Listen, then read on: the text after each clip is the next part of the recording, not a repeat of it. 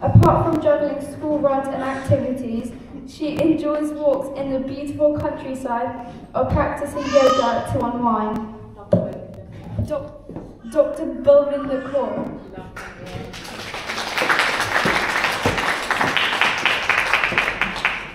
Thank you for the one to go on the stage.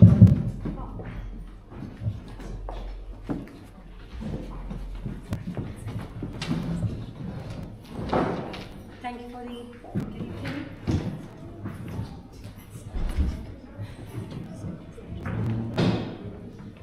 Thank you for the kind introduction, Shania. And thank you, Sarika and Lady Society, for this opportunity. I'm delighted to talk to you all about neurodiversity.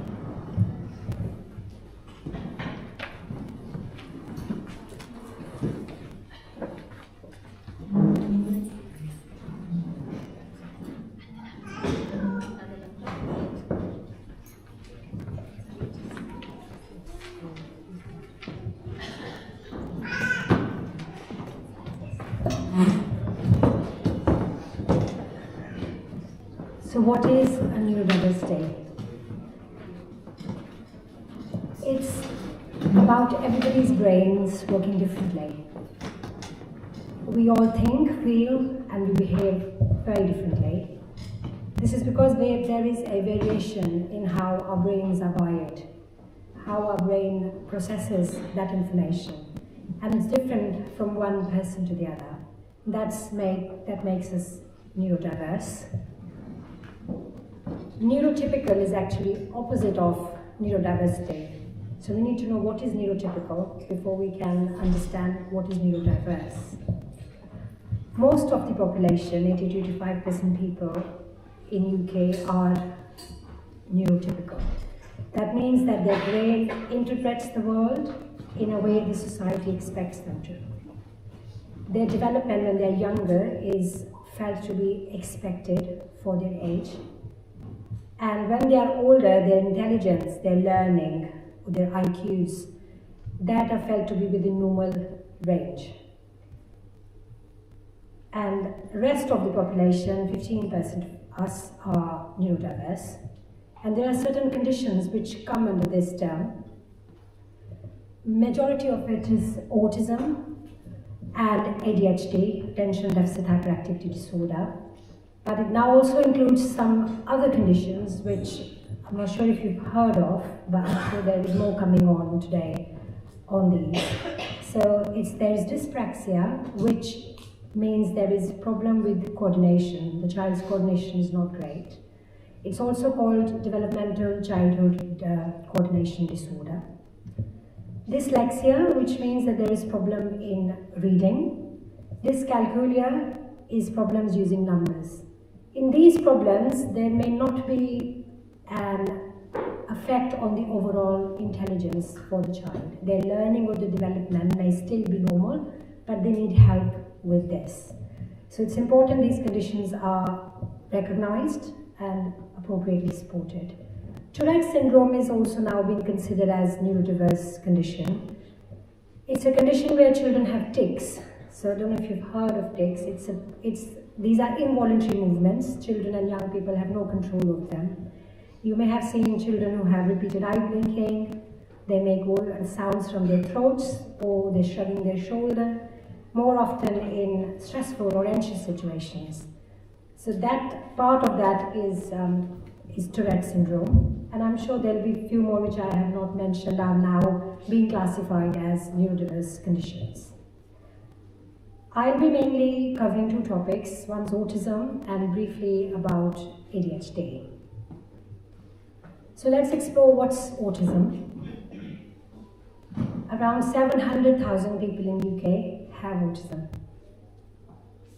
And you'll be surprised to know that 1 in 100 children have the diagnosis of autism or autistic spectrum disorder. Males are affected more than females, and the ratio is different places mention different numbers. It varies from 2 to 1 to 16 to 1. And it is very likely that it is undiagnosed, underdiagnosed, or misdiagnosed in girls, because girls present and behave differently from boys. Girls can mask their traits. People around them may not see those signs, and therefore they are underreported over boys. It looks a bit different when it comes to girls, and the assessments which are done are more sensitive to boys or less sensitive to girls. But it does exist in girls. Girls do have autism, and we need more awareness to recognize it. So in autism or autistic spectrum disorder, there are 3 key areas which are affected. One is communication, another is social interaction, and then it's restricted or stereotypical behaviors. You have to have problems in all 3 areas to get a diagnosis of autism. So let's explore what's the problem with communication with these children. Most often, these children have speech delay. They talk later than expected, they talk less than expected, they may not talk at all, they may not have any meaningful words. And when we communicate, it's not just what we talk or what we say, it's also what's our body language, what's our facial expression, can we look at others when we talk, do we use any gestures, what are our facial expressions like. So it's not just that their verbal expression is delayed or affected, it's also they're unable to communicate non-verbally. So there may not be any pointing, any waving, no blowing of kiss, no thumbs up, fist bumps, all those little gestures children do may be missing. These children may not understand or recognize their name. So quite often I get children which are referred to us by the hearing department because parents think my child cannot hear. Is there a problem with their hearing, rather than them not actually recognizing that that's their name, that's who they are, and they are being spoken to or called. These children can repeat words, that's called echolalia. So they can repeat words either immediately, you say something to them, they repeat straight after you, or they say things which they have heard from somebody, or maybe from a TV program or a song. They will say those words completely randomly out of context. They can have speech regression, which means that they lose some speech. This is most often the younger children, maybe around age of 18 months. They learn to speak very simple words like mama, baba, dada, nana, and then they stop speaking that.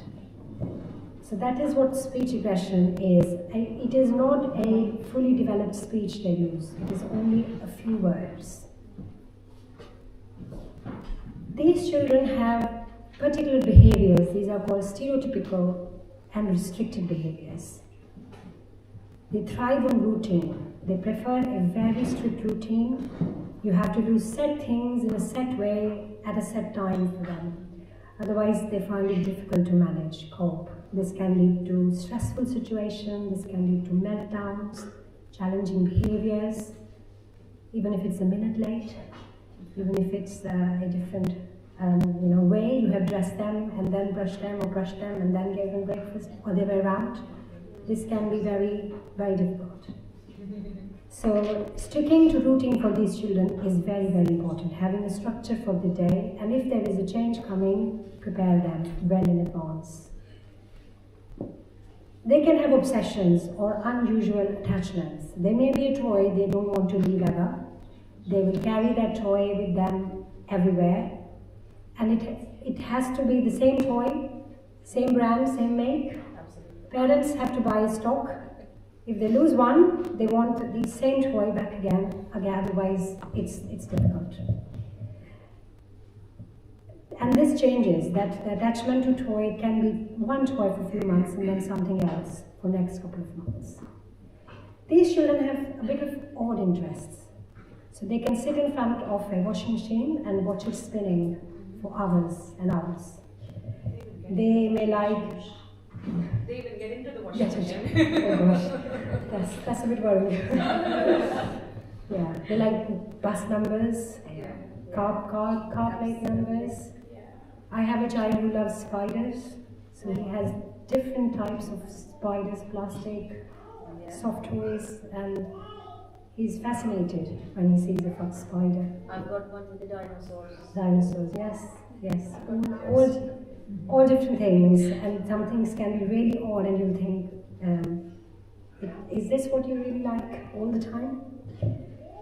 They can have body movements, we call it mannerisms, so flapping hands, especially when they're excited or they're stressed. They can walk on their tiptoes. They can perfectly put their feet down flat on the ground, but they prefer going up. They like to rock, backwards, forwards, spinning around. They can spin around for long hours, backwards, forwards pacing. That's also they can do for a long, long time. They have some sensory issues. So dietary restriction is one of the very important sensory issue, because it can be so extreme that these children do not grow as expected. For example, eating only custard creams for 3 times a day, a few biscuits of a certain brand is what a child eats, then you can imagine how much it would worry parents about their growth, their development. No matter if you prescribe supplements, it's very difficult, they don't take. You change the brand, they wouldn't take. They wouldn't take a homemade replacement of the things they like. And most often these are dry, crunchy foods, what they prefer to eat. Rather than wet foods, saucy foods, foods with gravies, is very difficult for them to accept. Vegetables as well. Yes, vegetables, fruits. So this is usually the unhealthy, nice tasting food, Yes. which they want to eat all the time. Nuggets, the chicken nuggets or veggie nuggets, fingers, fish fingers. These are the main kind of foods they want to eat. And again, they may be restricted to even one shop, one brand, which makes it even trickier. I have children who drink only fruit shoot from a bottle of a certain flavor, and if they run out, it can be very difficult in the middle of the night to run out with that particular drink for the child. And then we definitely worry about their growth, and we've seen the growth faltering, and then there is a specific condition called ARFID, which leads to the growth problems, growth failure if the child is not eating well. There are other sensory problems, so it can be linked to any of your body senses. So it could be your sound, smell, touch, feel. So, for example, if a child is in a busy place, it's very overwhelming, it's very loud. Sound of hand dryers in public places can make them very upset. Certain type of smells, touch and feel. So going for a hair wash or a haircut, touching their hair can be a problem. Daily routines, and they may not accept certain type of fabric. Tags on the clothes need to be gone.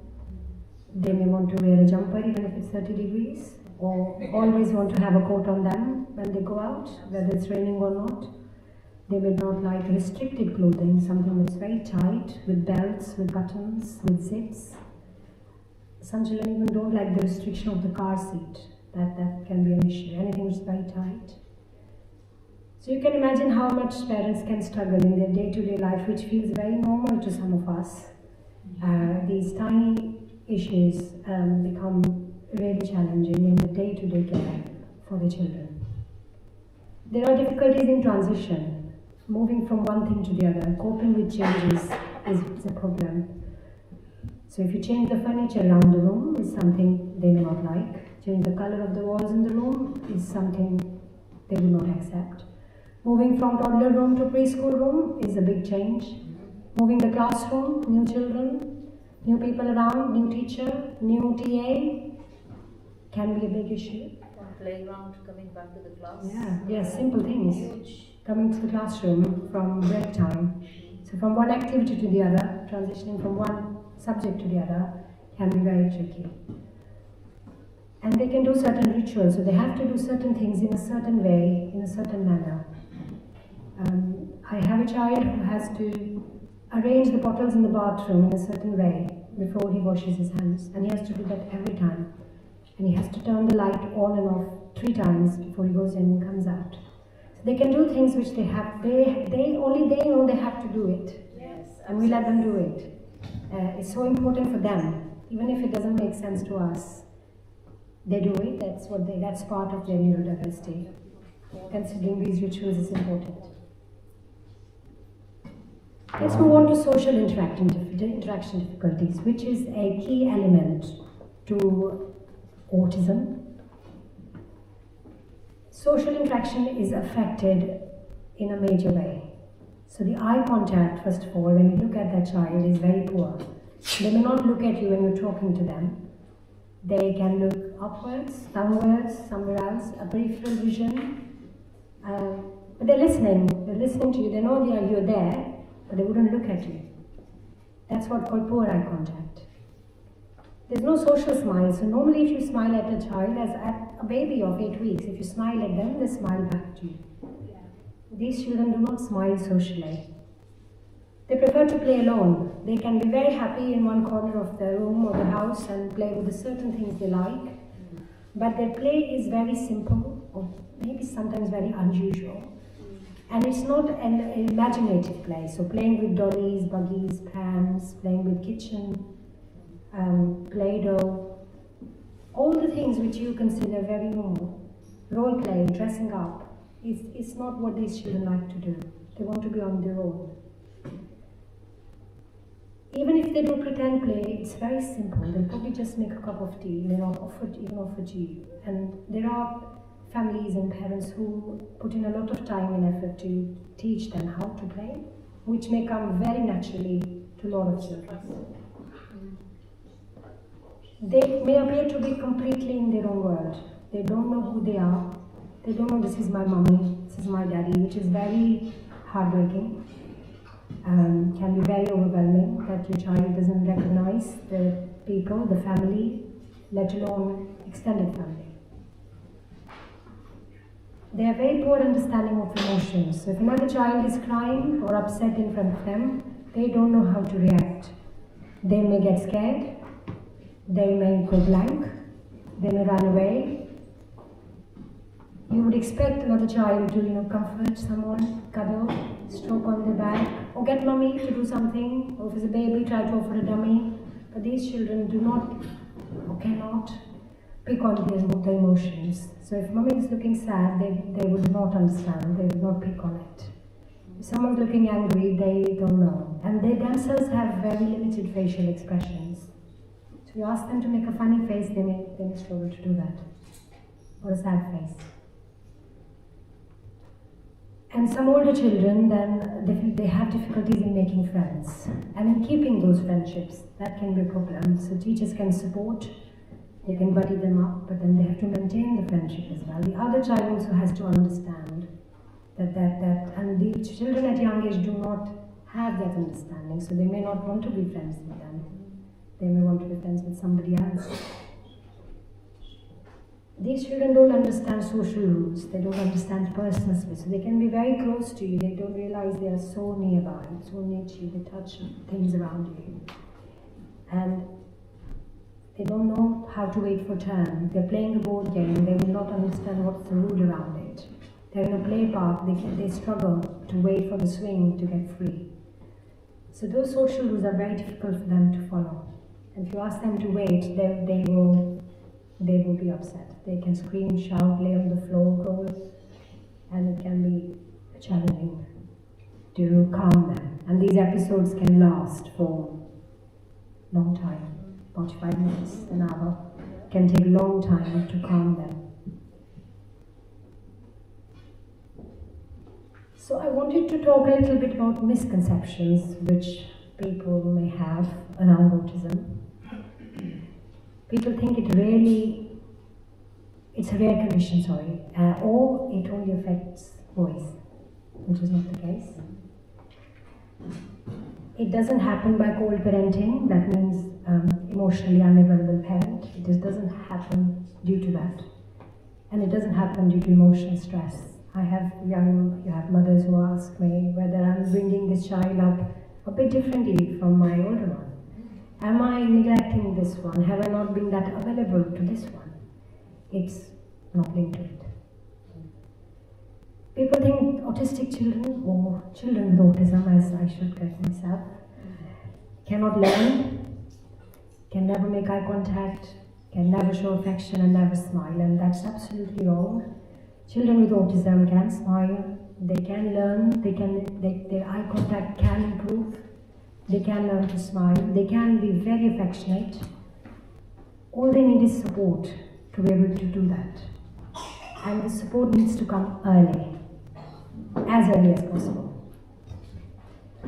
There is a myth around vaccination, especially MMR. There is no evidence. Please get your children vaccinated as scheduled, as planned. Vaccinations are not linked to development of autism. They will protect your children from very deadly infectious diseases, but will not give your child autism. You may have recently heard about paracetamol use in pregnancy. Yes. There is absolutely no evidence. So if a pregnant lady needs paracetamol, go ahead, have it. It's safe. Safe to use. UK has published its statement as well around it to give people more understanding. People think children or young people who have autism, they all have learning disabilities. That's not the case. Not everybody with autism has problems with their learning. Some of them have even, I'd say, above average learning, or normal learning at least. They're children with high functioning autism. Only little bit autistic? Do you agree with that? we either have it or we don't have it. If you have it, you have it. I've heard parents saying, "Thoda sa hai, thoda sa autism hai." It could be on the milder end of the spectrum because it is a spectrum, and not all children what I have mentioned will have all of it to that degree. So it will be mild, moderate, severe. We don't clinically classify it, but it is a spectrum. And as I said, every child is different with autism. We have a diagnosis, but every child differs. We are all autistic. We may have a trait or two, but remember those 3 areas. You have to have problems in all 3 areas at all the times, in all settings. So we're not all autistic. So the crucial element to help these children to manage the problems is to give them support. And to give that support, we need to be able to recognize it early on.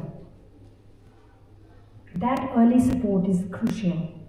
That will give better outcomes to your child. Recognize it, and easier said than done, we have to accept it. And then seek support. You cannot do it all. I cannot do it all. Ask for support. Ask for help. There are behavioral interventions which can be done with these children. Works can be done to help them with routines, structures.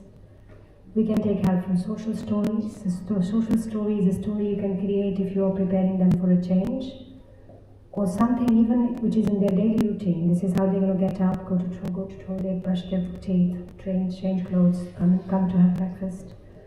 Or if they're coming to an appointment, show them the pictures of the room they'll be going to, pictures of the nurse who's going to take the bloods. What time will they be going, what date will be, and the longer you prepare for a change, they may adapt to it a bit better. And you can create social stories on anything. Going to the classroom, going to dentist, coming to see a parent coming, extended family coming in. Anything which is not going to be their daily routine. Around weekends, around holidays. There are other there are other communication aids which could use, and I saw some display on one of those tables there around PECS. It's called Picture Exchange Communication System. So a child can learn to use pictures and say, I want food, and they can bring the picture. If they can't say, they can at least use the picture. There can be visual schedules, so pictures of what they're going to do. This is eating time, play time, story time, sleep time. It's important then when they're at the age when you're looking at the education setting, which school they're going to go to, because they may not cope in a mainstream school of classroom of 33 children. It's very, very overwhelming. They will need extra support. Some of the schools have now started in nurture units where they only have a few children separately so that they can meet their needs. Still a mainstream setting. But if the condition is to the degree that a mainstream school cannot support, then there is option of special schools. Again, it can be very difficult for parents to accept that my child is not going to be going to a normal school. But it's important to understand that the special schools are meant to be meeting needs of these children in a much better way than in a mainstream setting. They can have something called EHCP. It used to be called Educational Statement. It's Education Healthcare Plan. So education and health come together to provide a plan for the child. It's individualized. It identifies what child's needs are, and then school provides that support, education provides that support. So do they need one-to-one person all the time? Do they need a classroom which should not have more than 5 children? Do they need a classroom which shouldn't have any wires and cables in it? Does the classroom built to the needs, can keep them safe? So lots of things need to be looked at, and also there are medical stuff which we can mention and write if they have other medical conditions such as seizures or asthma or diabetes or something like that. That also goes in this plan, how to help, what to do if the child has so and so problem. But it's important that they have a structured, individualized program in the right setting. Once they get it, then it's renewed every year. And again, there are people who will be talking specifically about it, so I'm not going to go into too much detail. I leave it. Covered. Yeah. So if you are worried about your child's development, talk to their health visitor. So all children under 5 years of age should have a health visitor, or until they start school. They can be your first port of call. They can pick up these signs. They can do a developmental review. They can make a lot of referrals. They can refer to speech therapy. They can refer for hearing tests. They can refer to us. And they are trained to give you support. So support around sleep, support around behavior, support around toileting. They may not come and visit routinely every child, but they are there, and you have to arrange to come to your place to see your child. They routinely come at the age of 1 to do a developmental check, and then they come at the age of 2. But if you have problems in between, speak to them or speak to your GP. If your child is in a nursery or a preschool, there will be nursery workers, nursery staff will be trained to understand, recognize these signs, and then signpost you to the right support. If your child in school, then you will have something called Special Education Need Coordinator, which we have one of them with us today to talk more about how they can support. And that is the person to go to if there are problems and your child's already started school. Local authorities provide something called local offer. So that is support around special education needs and disabilities. So they should have a web page. Most of them would have a web page which will give you information on resources, on activities, even on EHCP, what's the educational support available, what can you do for your child, and look that up.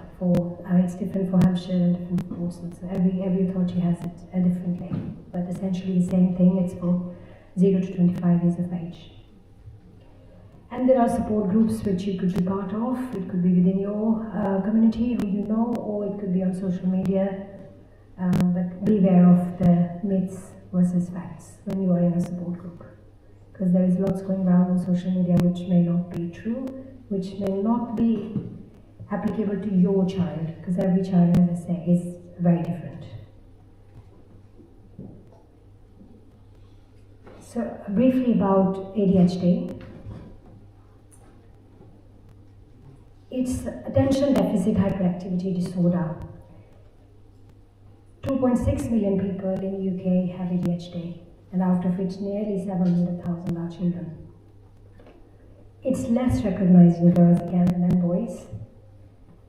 Girls with ADHD mainly have problems with attention, inattentive symptoms, and that makes it even harder to recognize. Lots of adults have now developed an understanding of ADHD and they're asking for the ADHD assessments. So this is not a new concept, it's just evolving. Our understanding is evolving, our acceptance of these conditions is evolving. In ADHD, the child or young person has problems with attention, they're inattentive, they're very hyperactive, and they can be very impulsive. Inattention means that they can be very easily distracted. They will flick from one activity to the other. They find hard to listen when the other person is talking. They can't follow the instruction. They can forget everyday tasks, so organization can be an issue. They can forget to brush their teeth, put on the socks, turn on the light. Simple things. It's because their attention span is very short. If you ask them to do something, they may go and then they may forget what was I asked to do. Bring my shoes, bring my coat. I don't know. Hyperactivity and impulsivity are also the key areas which are affected. So these children have very high energy levels, very, very energetic, may not need much sleep, on the go. They fidget with hands, with feet, talk very loudly, cannot sit still. So some schools have fidget cushions to make them, bounce or be able to focus while they're still moving. They can climb everywhere, windowsills, examination table in my clinic, my chair, come everywhere, touch everything in the room. And can be very hard for young people around them sometimes if they're that hyperactive. They cannot wait for their turn. They'll interrupt mid-conversation. There's no danger awareness, very limited danger awareness. It's called flight risk. They run into roads, try to jump from the window. So some of the parents have to make the child-proof room where they can stay but be still safe. So special window locks, sometimes even chains across their room so that they don't come out, because they can easily climb stairgates. That doesn't work. They can be very aggressive and very destructive, throwing things, breaking things, pulling, pushing, biting, screaming, kicking, verbal aggression. So different forms of aggressions are seen in ADHD. This condition is a bit difficult to diagnose in under 5s, so usually the assessment is not undertaken until the child is 5 or over. It's because until you are 5, you're still developing. You must still catch up, and some of the behaviors may improve. Some of the toddler behaviors can, look like this. They're tired. Are you hungry? You haven't slept very well. Is that why you're not able to concentrate? Or are hyper. People used to, I'm hangry. So is it due to that? That's why in younger children, a lot of people actually think they have ADHD, but children don't have ADHD at that age. So we have parents of 2 years old and 3 years old coming to us saying, my child, I think, has ADHD, but that is perfectly normal toddler behavior. If your 2-year-old is focusing for 2 minutes, I'm happy. And these symptoms have to be present across all settings. So children sometimes can behave very differently at home as compared to school or nursery or when they're around in public places. The child has to have the same symptoms in all settings to have the diagnosis. So there are observations which are done in school to get this diagnosis, and obviously history from parents. So you have to have all of that in all those settings to get the diagnosis. My message again here would be to seek this help early. If you're seeing any of these signs, speak to someone, get that help early for them. Speak to GP, speak to school, preschool. As I said, same goes at school. We'll be knowing who to contact, how the assessment's done. Every area works differently. There are different teams who do different types of works. Portsmouth has a neurodiversity team. I've just learned Southampton's developing the same model. And CAMS also does some diagnosis. So it's different teams for different areas, but they're there, and the support's around. This is a list of resources which I have put on for you, and they are very good websites. There's a book called Chin Paradox by Steve Peters. It is the model which explains how children react, what's the emotional regulation looking like, and what should we do if our child's challenging, and is it one of these neurodiverse conditions, or is this my child, just my child only? Absolutely. And obviously there are other websites for support and support groups for parents who have children with these problems. So thank you very much. Thank you for listening. Thank you. Thank you.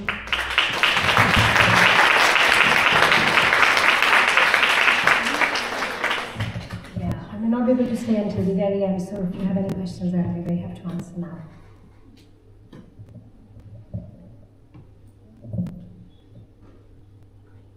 Thank you so much. All right, thank you.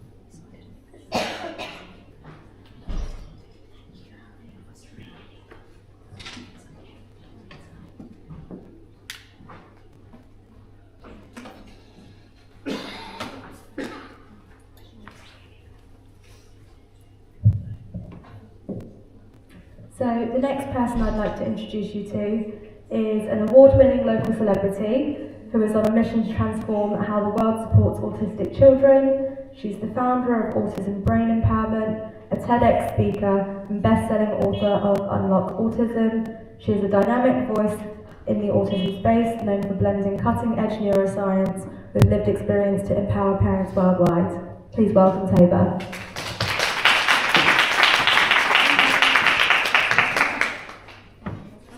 Hello.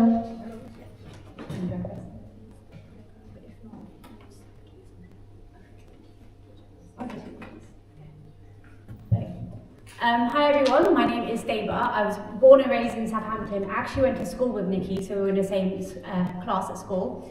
I wanted to make this presentation as interactive as possible. So if anyone scans the QR code, I will send you some freebies. Yeah. See, more people getting out their phones, so let's let everyone get a chance to get their phones out.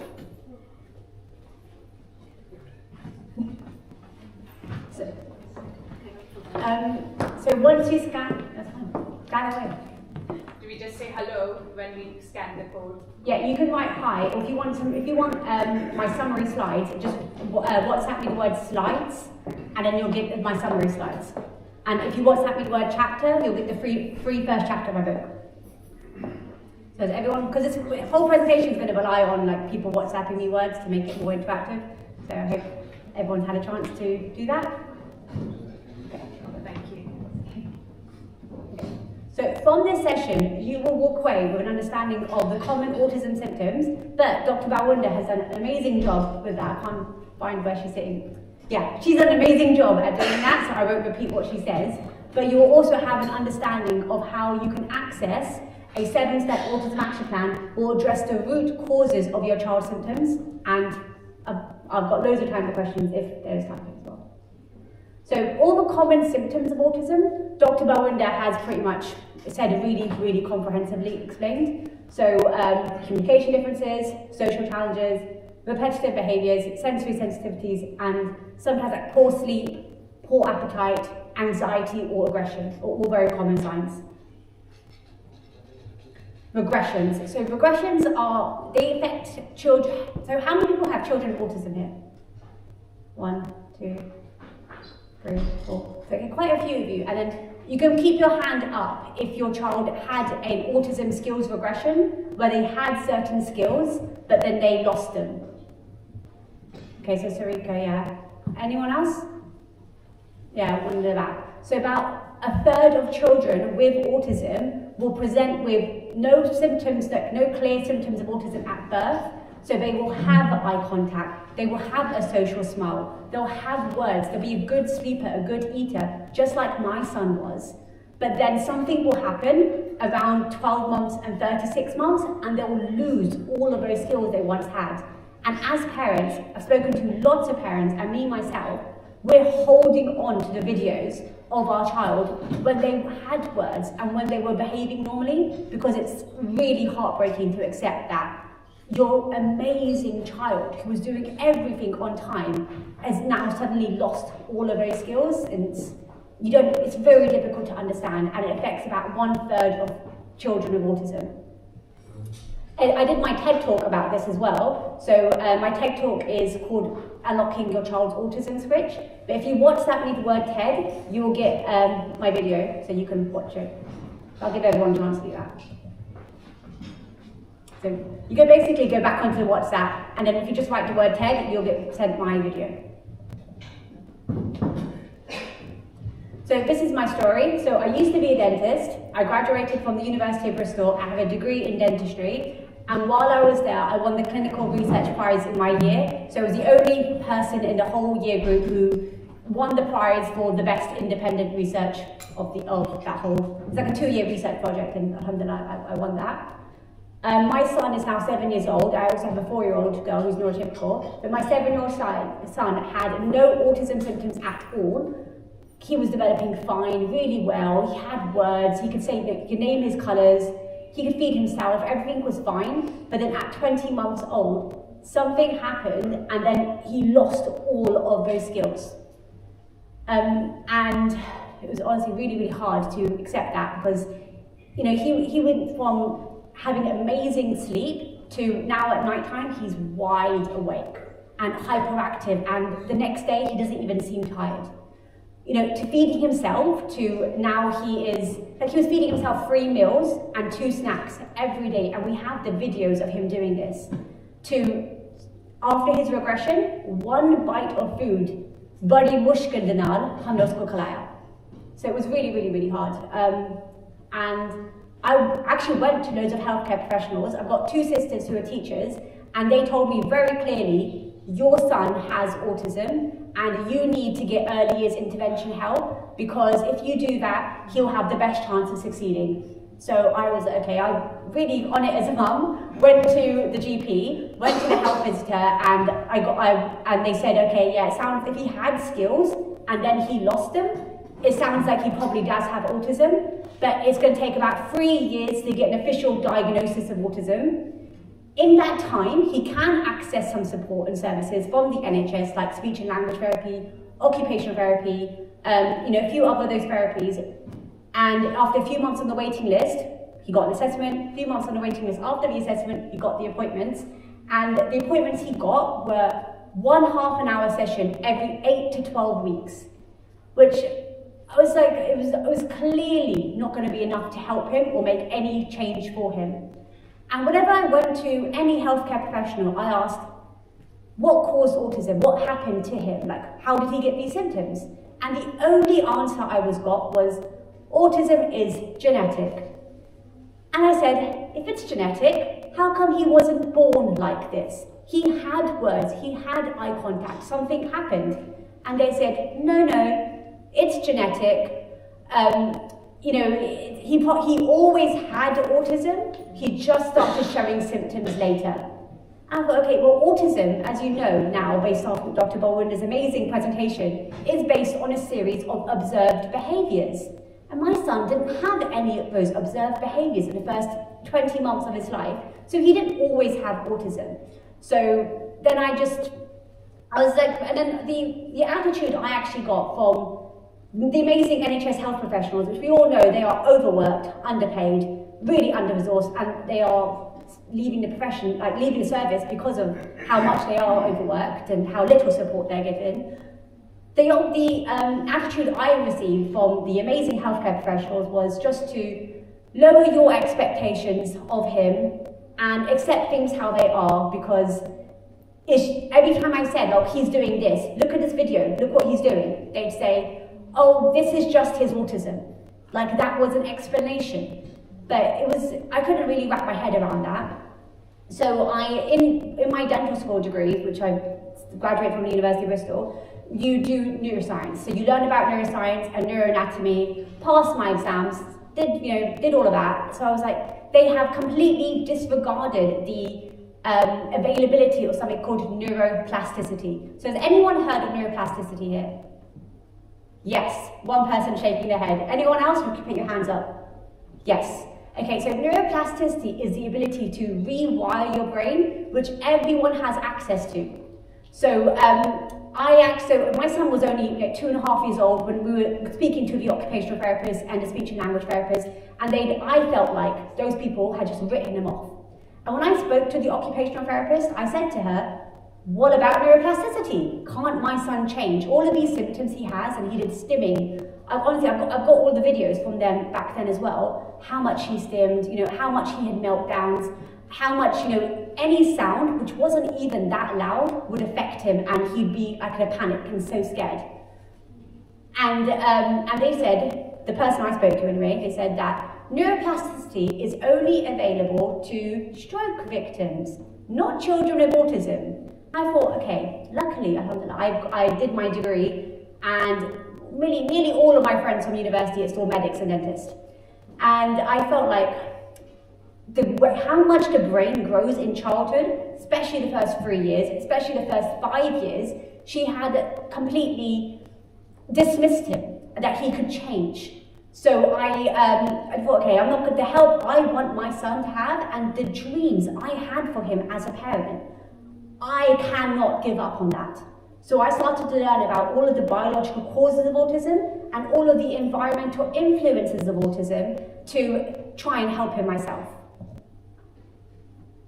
So my long-term vision is to show parents everywhere that autism works like a dimmer switch. So with the right changes, symptoms can fade down and a child's true potential can light up. So that's my long-term vision, to show everyone that it works like a dimmer switch. So I developed this 7-step autism action plan, which is what my book is about, my book Unlock Autism. And it is based on the known biological causes of autism. If you WhatsApp me the word slides, you'll be getting a more of a thorough breakdown of all of this, but I will just explain it now. So step 1 is optimize oxytocin. So oxytocin is a really powerful hormone that we all have in our bodies, and it's something that can increase as well. So you can do certain things in the environment to increase your child's oxytocin levels, and when their oxytocin levels increase, it can help them to learn more. So oxytocin, is famously called the love hormone, the bonding hormone. So how many of you have had an experience here where you have a teacher and maybe they teach maths or they teach history, and you just happen to like that teacher more? And did you learn maths and history better from them? Raise your hands if that's, yeah. So you can absolutely do that for your child. So if your child, you're trying to teach them to potty train, you want to improve their communication skills. If you can boost their oxytocin levels, they will also learn new skills faster. And there's a whole wealth of science proving the exact same thing. Step 2 is break down blood. So there are certain biomarkers in a child's blood that if you can increase or decrease, can decrease the severity of their symptoms. So the blood test results, so I work with parents, I'm an autism parent coach, so I work specifically with parents, and I generally believe it's the parents who will do the most for their child. Like, it's the biggest impact on a child's life outcomes is like what the parents do. And so this is why I work with parents, because they are the most invested in their child. So parents, when it comes to step 2 of my 7-step program, I ask parents to go to the GP and get a blood test to test for certain markers. So, and the results I will see come back is that children with autism are commonly low in iron. If you are low in iron, it will affect your focus levels. If you can boost iron, then your child will have better focus and they can learn better at their therapy appointments. Other biomarkers are that children are often low in omega-3. So omega-3 index, which you can't do on the NHS, but you can do at an at-home test kit. Omega-3 index should be between 8 to 12%. Children of autism are commonly have an omega-3 index of 1.41%, and with ADHD it's around 3%. But if you boost their omega-3 levels, it can really improve their concentration and decrease their hyperactivity, and I've got a whole list of biomarkers like that. Another one that's part of the breakdown blood test is a FRAT test. Who here has heard of a FRAT test? Okay, who here has heard of Donald Trump talking about a leucovorin? No one's heard about it? Okay, he's been talking about it the last, I'm actually quite surprised with that. So anyone's heard of Donald Trump talking about autism the last 3 weeks? The paracetamol thing, yeah. Yeah, he did talk about the paracetamol thing, but he has also talked about leucovorin. Okay. No one heard about that? Okay, so what he said was, so one of the biological causes of autism is a cerebral folate deficiency. So again, all of these causes, not all children will have it, but some children will have it. So some children will have autism symptoms and they'll have a cerebral folate deficiency. What that means is they have a low folate in the part of their brain, and that's worsening their autism symptoms.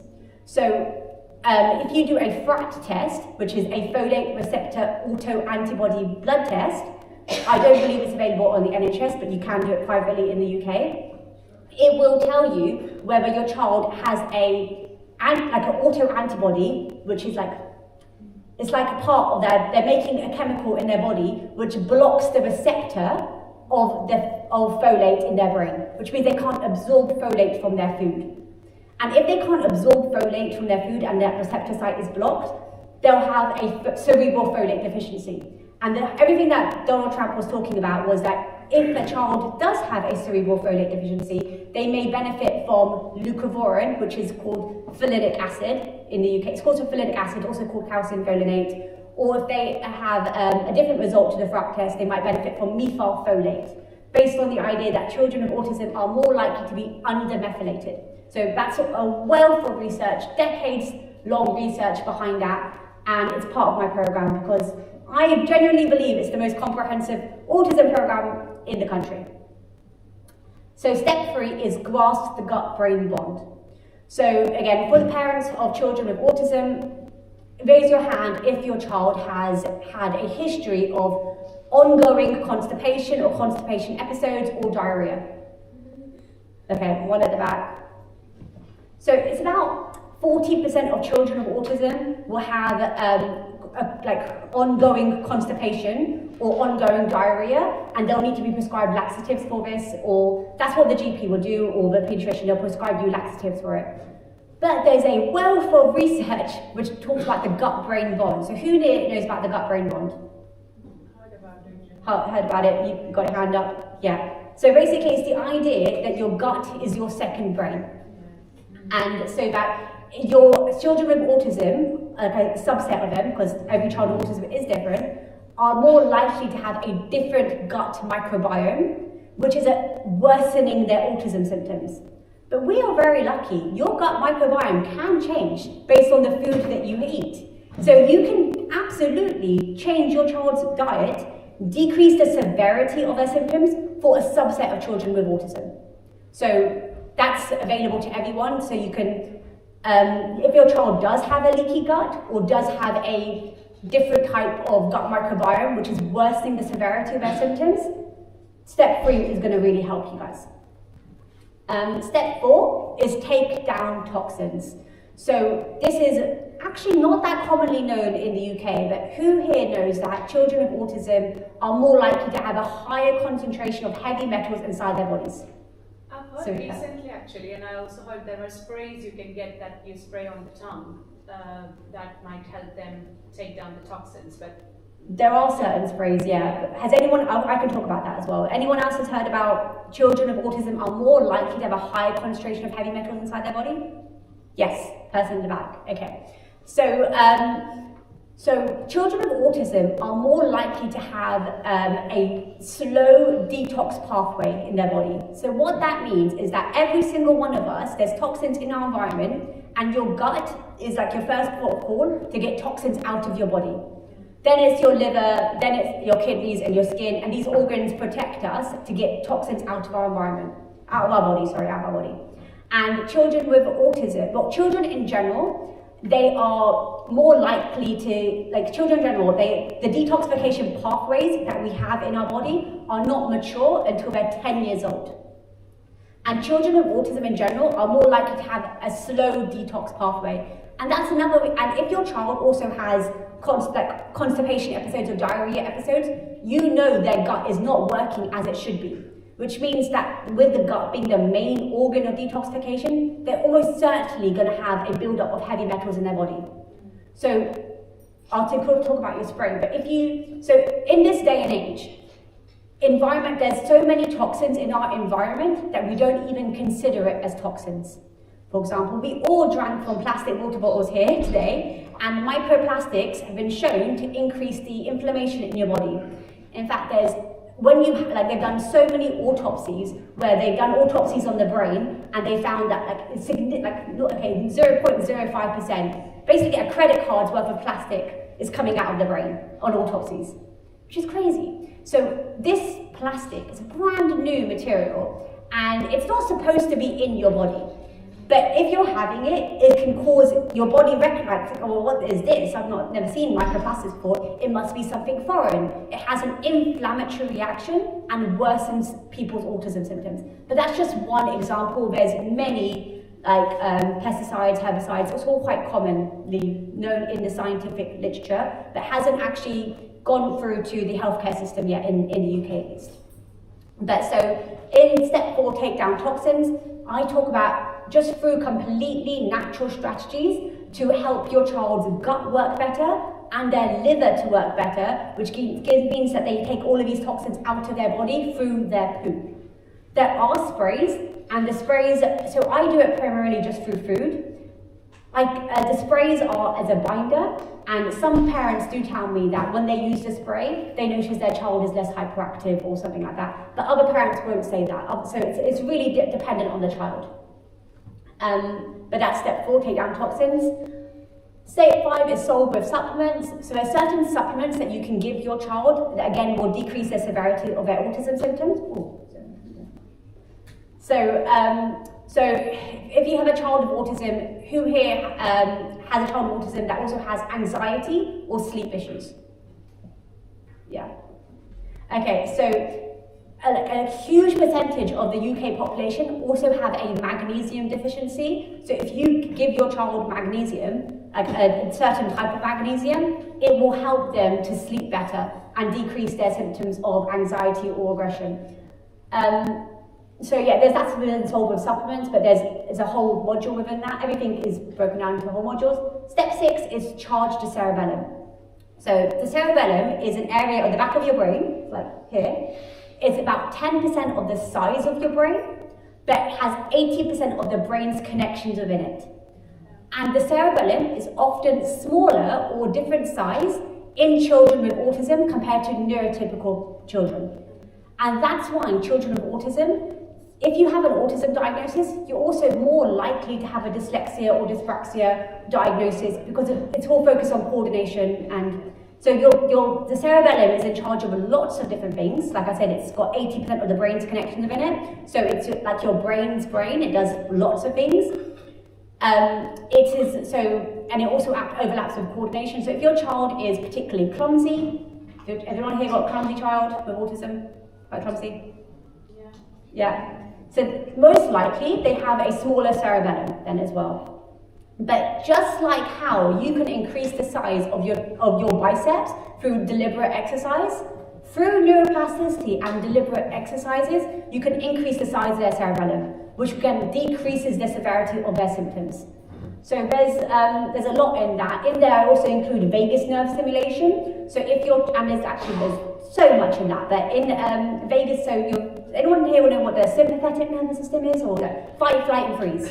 Fight, flight and freeze, okay. So children with autism are more likely to be in that fight, flight and freeze. So as humans, we all believe in God, I think, because we're at a temple, we were designed to, if there's a tiger, you either fight the tiger, you flight and you run away from the tiger, or you freeze because there's a tiger. So that behavioural reaction is only supposed to be a short-term thing. You are not supposed to live in that fight, flight and freeze.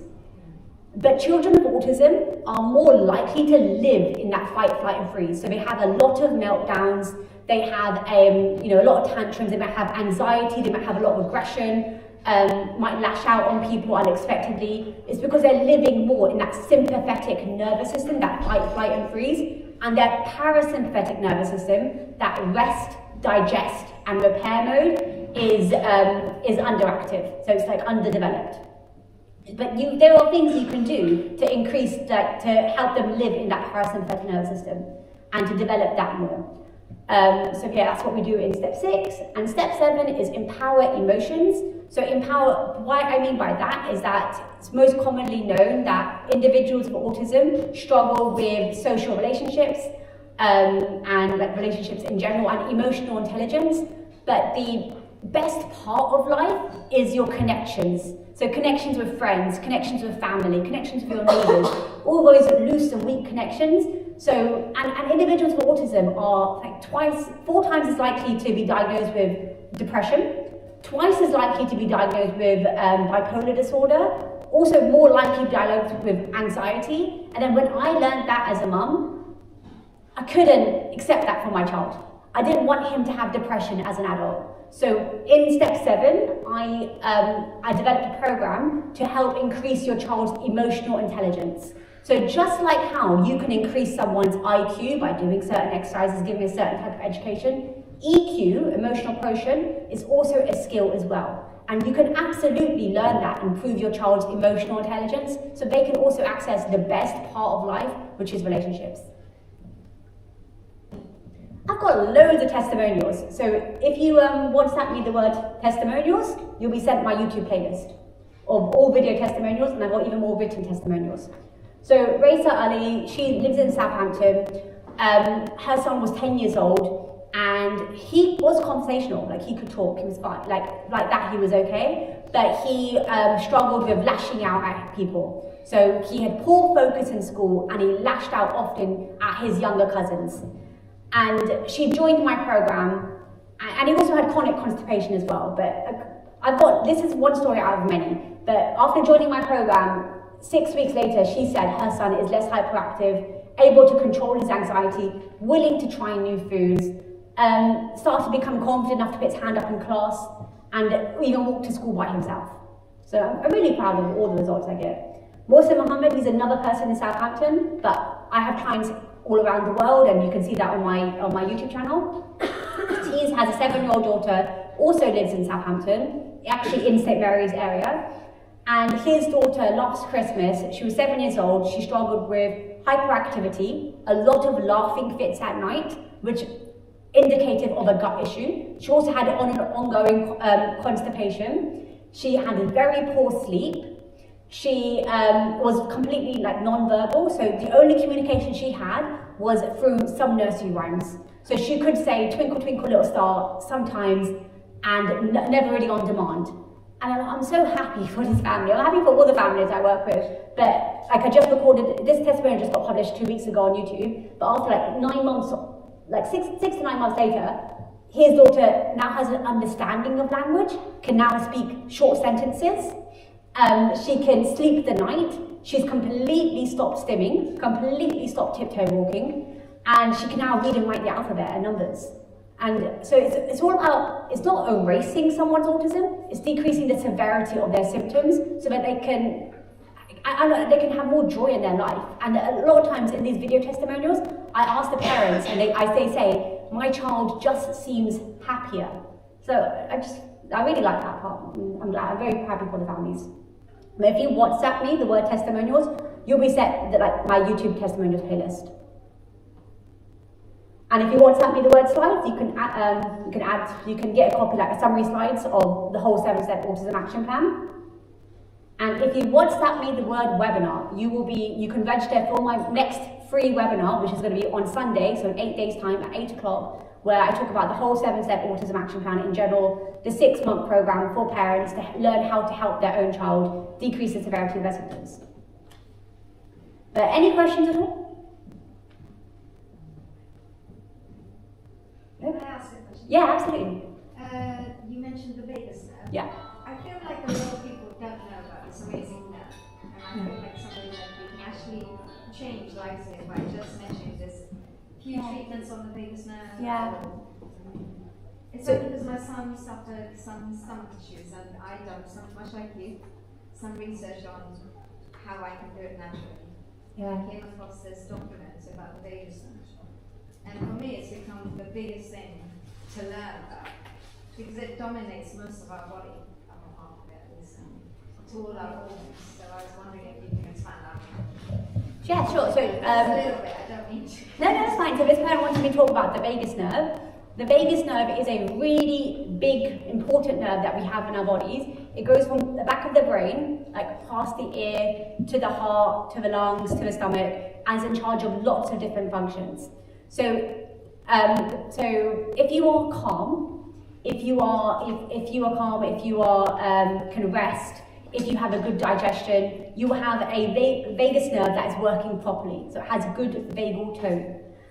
And like if you can imagine, if you're calm, your breathing is like deeper, it's not shallow, that's your vagus nerve making your lungs like breathe normally and not like if you were anxious or in a state or in having a meltdown. Then it does the same thing for your heart, so it slows your heart rate down. It does the same thing for your stomach, so it improves digestion. And children with autism are more likely to have a poor vagal tone. So they're more likely to have these meltdowns. So vagus nerve does like rest, digest, and repair. So they find it hard to rest. So it might take hours for your autistic child to fall asleep at night. They might be hyperactive, so that shows you that they can't rest, which means their vagus nerve doesn't really work properly. That it's not doing its functional rest, digest, and repair. They may have digestion issues, so they're pooing pebbles or they're pooing diarrhea often, unexplainably, the only one in a family. That shows you their vagus nerve isn't working very well. They might have repair issues, which means that they either have a lot of inflammation in their body that they're not resolving, or like more obvious ways that your child might get sick often. So if they're always getting sick and if you don't really know why, it's actually not, I personally think it's not actually that normal for your child to get sick more than once a year. Like if they're getting sick more often than that, they have you need to address that and try to boost their immune system. And that's what happens to the program. So I have a lot of video testimonials where parents say, in the last 6 months, none of us have gotten sick now as a family, despite all the weather changes. So so that's all to do with your gut microbiome, which holds 70% of your immune system. It's definitely to do with your vagus nerve, which gets you into repair mode. So it's all about biology-based solutions to decrease the severity of your child's symptoms.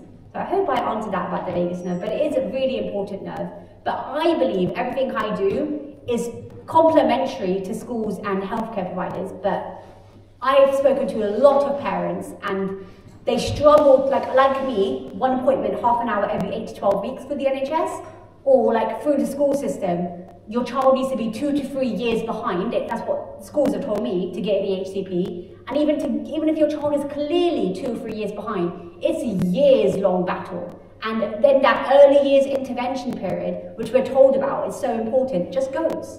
So this is why I developed my program, and I'm very, very happy to work with. And it has worked for so many parents, and I'm extremely proud of that. Any other questions? Yeah, go ahead. Is Leucovorin available on prescription here? Sorry, say that again? Is Leucovorin available on prescription here? Yeah, Leucovorin is available on prescription through a private GP, yes.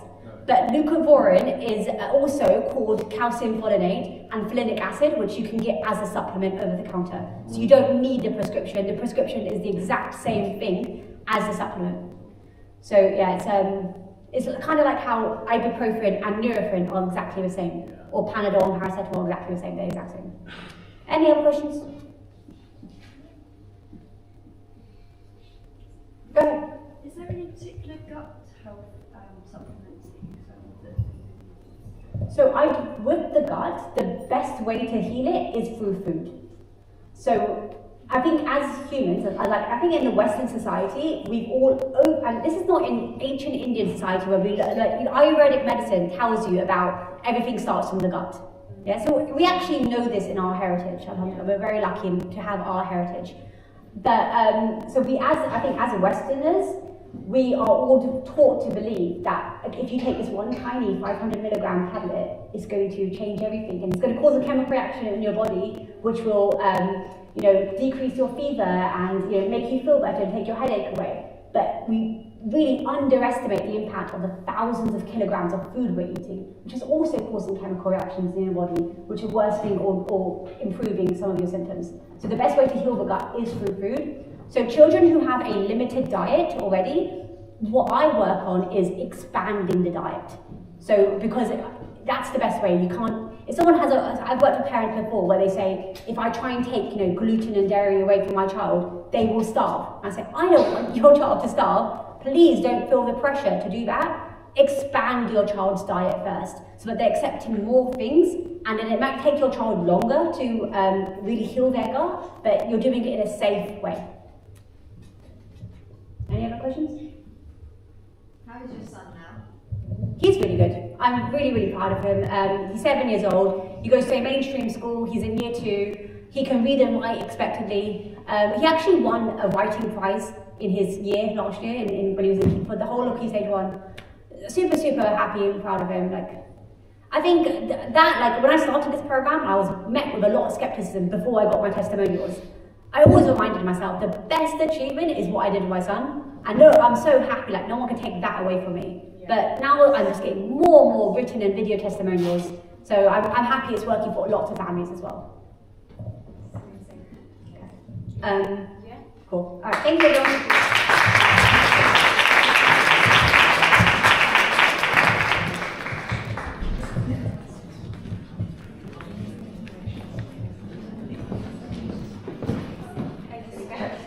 Thank you, Taiba.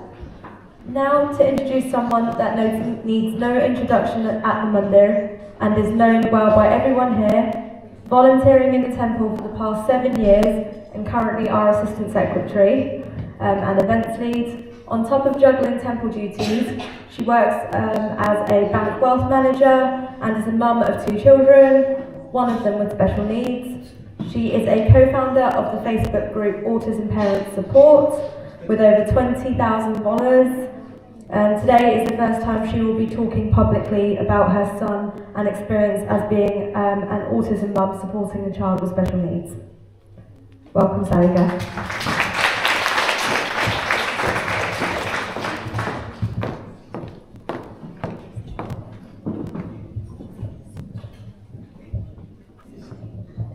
Thank you, Nikita, and thank you to all the amazing speakers and all the special guests that we have got today, and to all the people who are here to listen to us and to raise more awareness about this really important topic.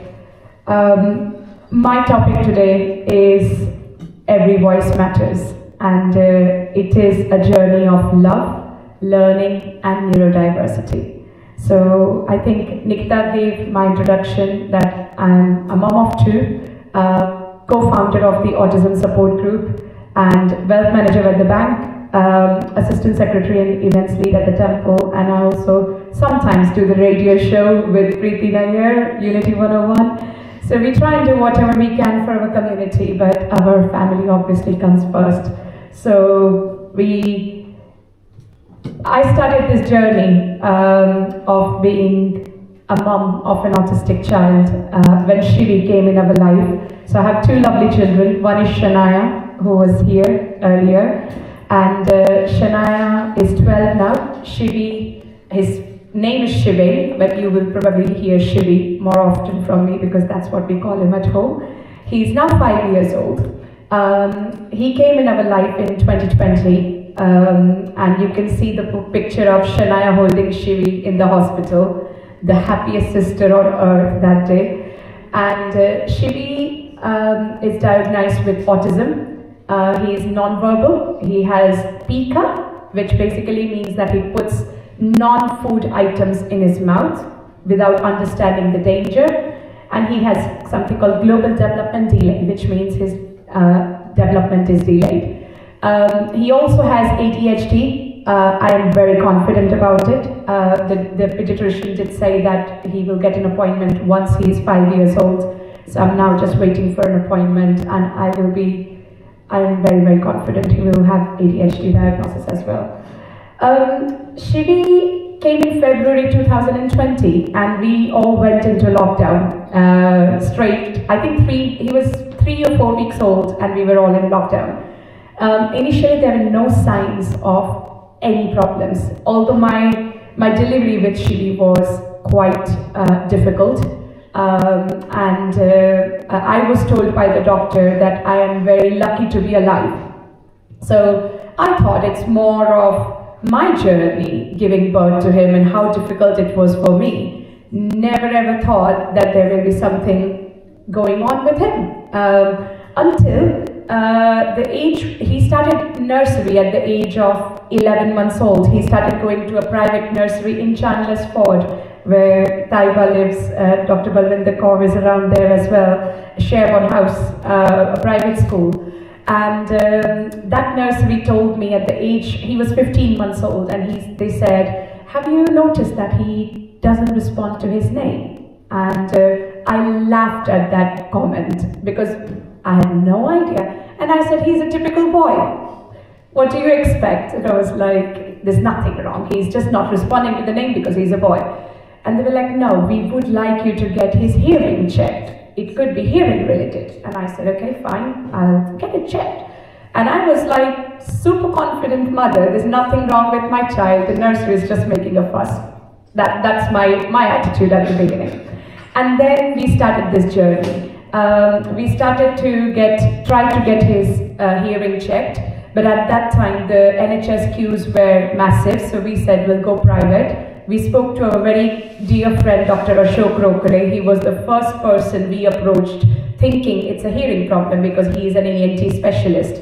And then Dr. Ashok Rokare tried to get his hearing test done privately twice, both time on inconclusive results. So the doctor said, we can't decide whether he can hear or he can't because we are trying all the tests and he's not responding, so we don't know. I was like, okay. £1,000 down, I still don't know whether my boy can hear or not. It's like, okay, where do I go from here? So then Dr. Ashok Rokare said, let me introduce you to my very dear friend. And there we meet Dr. Balwinder Kaur. And very kindly, she supported us, she observed him, and she asked me a question. She said, have you heard the word autism?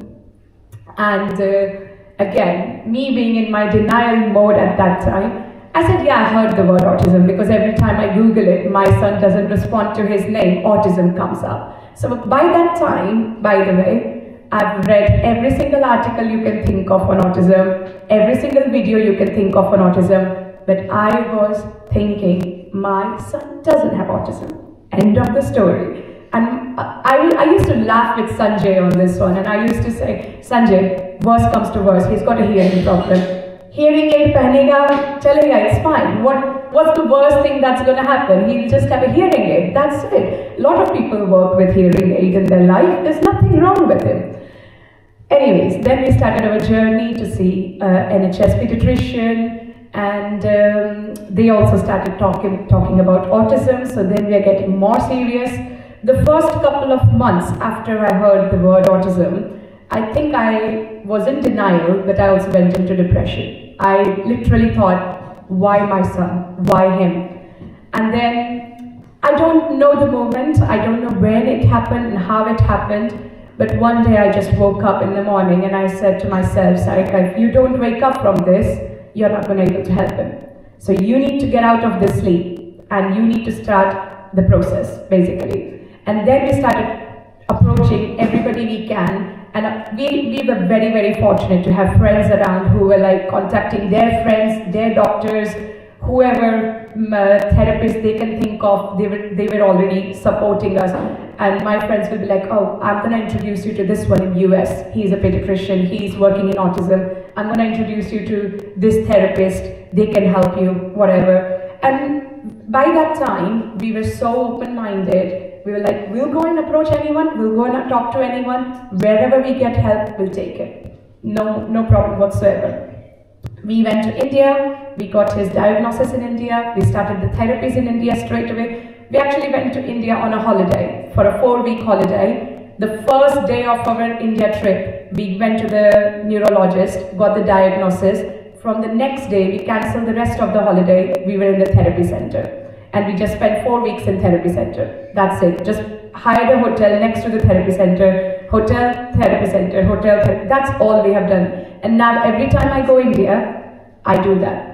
I just tell my family, I'm in Mumbai, in this hospital, in this therapy center. If anybody want to come and see me, they can come, more than welcome to come and see me. I'm not going to anybody's house. My priority is my children, and especially this boy who needs the therapies. Because therapies in UK have been very difficult. I think somebody mentioned, I think Taiba mentioned as well. I was given 3 therapy sessions over the span of 1 year, speech therapy session. And then after that I was told, you are his therapist. So I'm his therapist now. So because of that, we appreciate NHS has its own challenges. So I've taken things in my hands and I've done what I can do.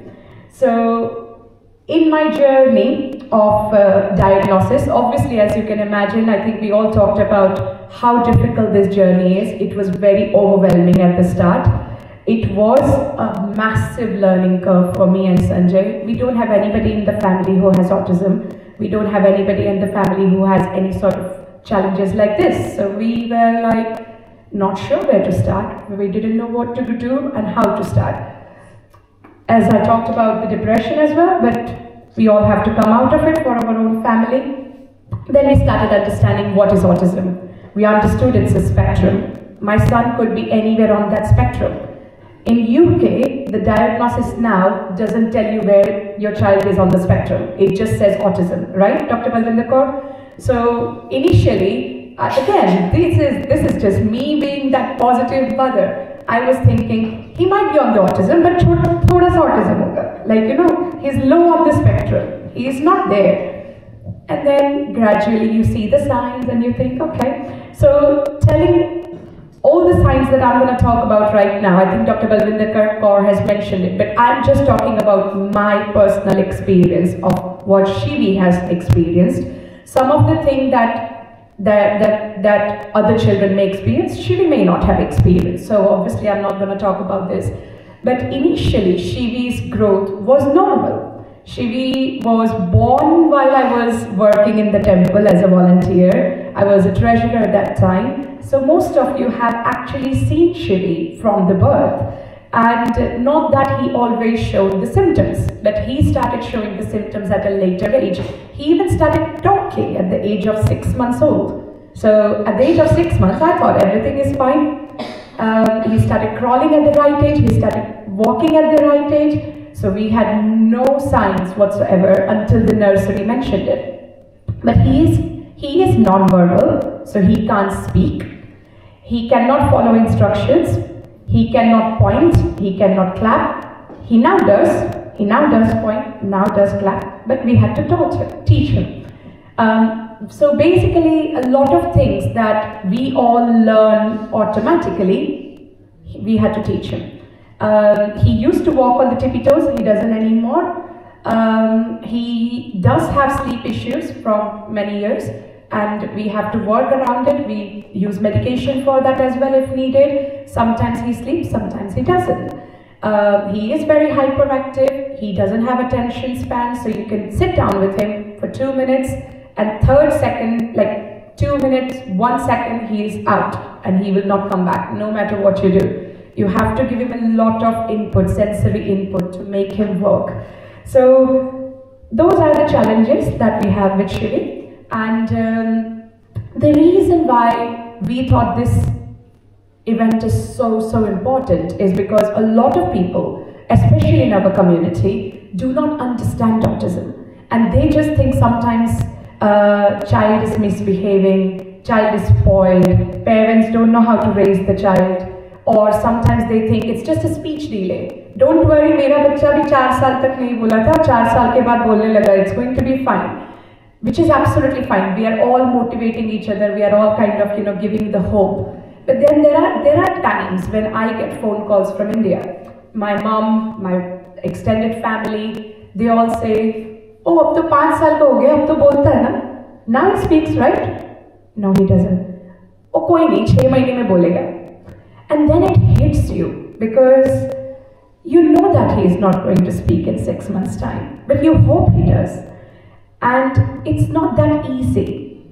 He now says mom, but he doesn't look at me and say mom. So it just comes out randomly, mom. It's like, okay, at least he says mom, I'm happy about it. He has not taken anybody's name until now, but just recently he started saying Naya, Naya, Naya, Naya, Naya. Now that's Shania, because the closest person he has, the most important person in his life is Shania.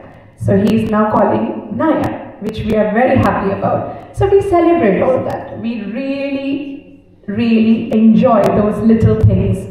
And early interventions was really necessary. When he was 3 years old, we started fighting for the diagnosis and everything, I think when he was 2 years old. By the age of 3, we managed to get his diagnosis on paper. We managed to get his EHCP, which I was told by many other parents and the people in the education sector that this is an achievement, because people don't get the diagnosis for years after you even find the word autism. So we were very, very pleased that this happened at the early stage. Obviously there was a lot of judgment, confusion, questions that we had to face, but then we were, as I said, very blessed to be part of this wonderful, loving community that we were getting the support of everybody.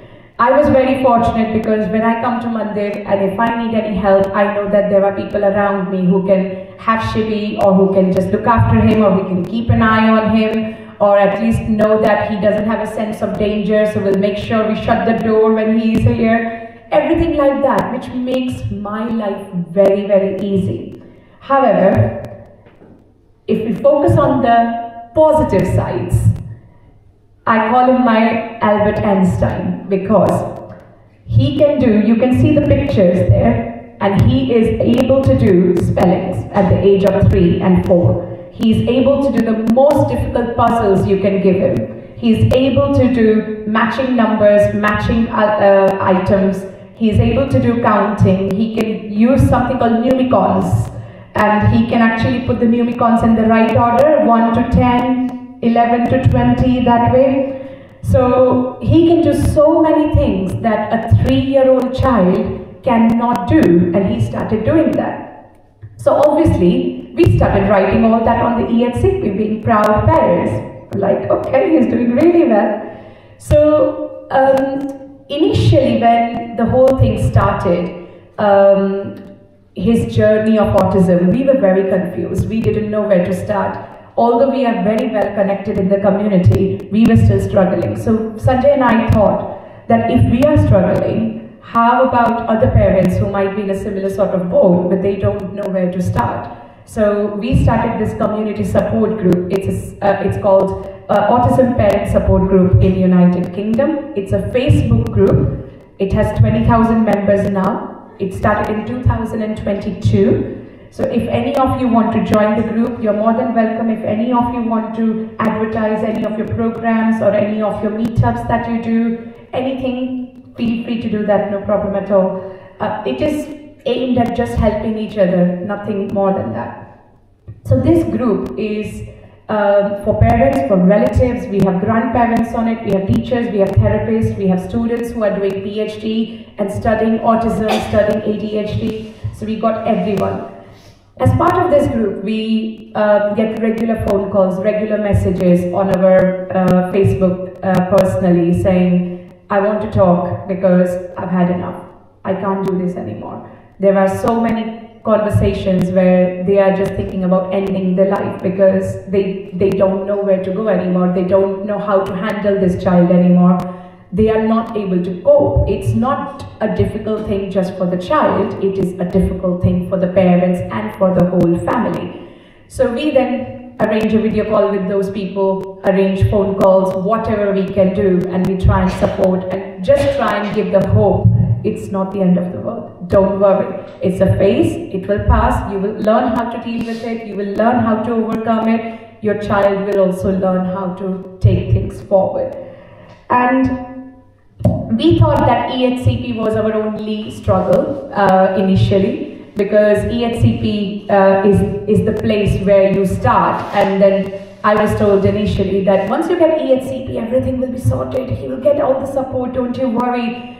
Doing the EHCP was the most overwhelming process I have found, because me being a positive person in life, I always used to think, that's fine, if he can't do that, but he can do this. If he can't do that, but he can do this. So I started writing my EHCP, and then I realized that they are asking the same question again and again to make sure that I don't contradict myself, but also they want to find out what my child cannot do and what my child is struggling at. So I started then thinking in a different way, thinking, oh, but he can't do this, but he can't do that. Oh, as soon as he comes out of the car, he wants to run on a main street.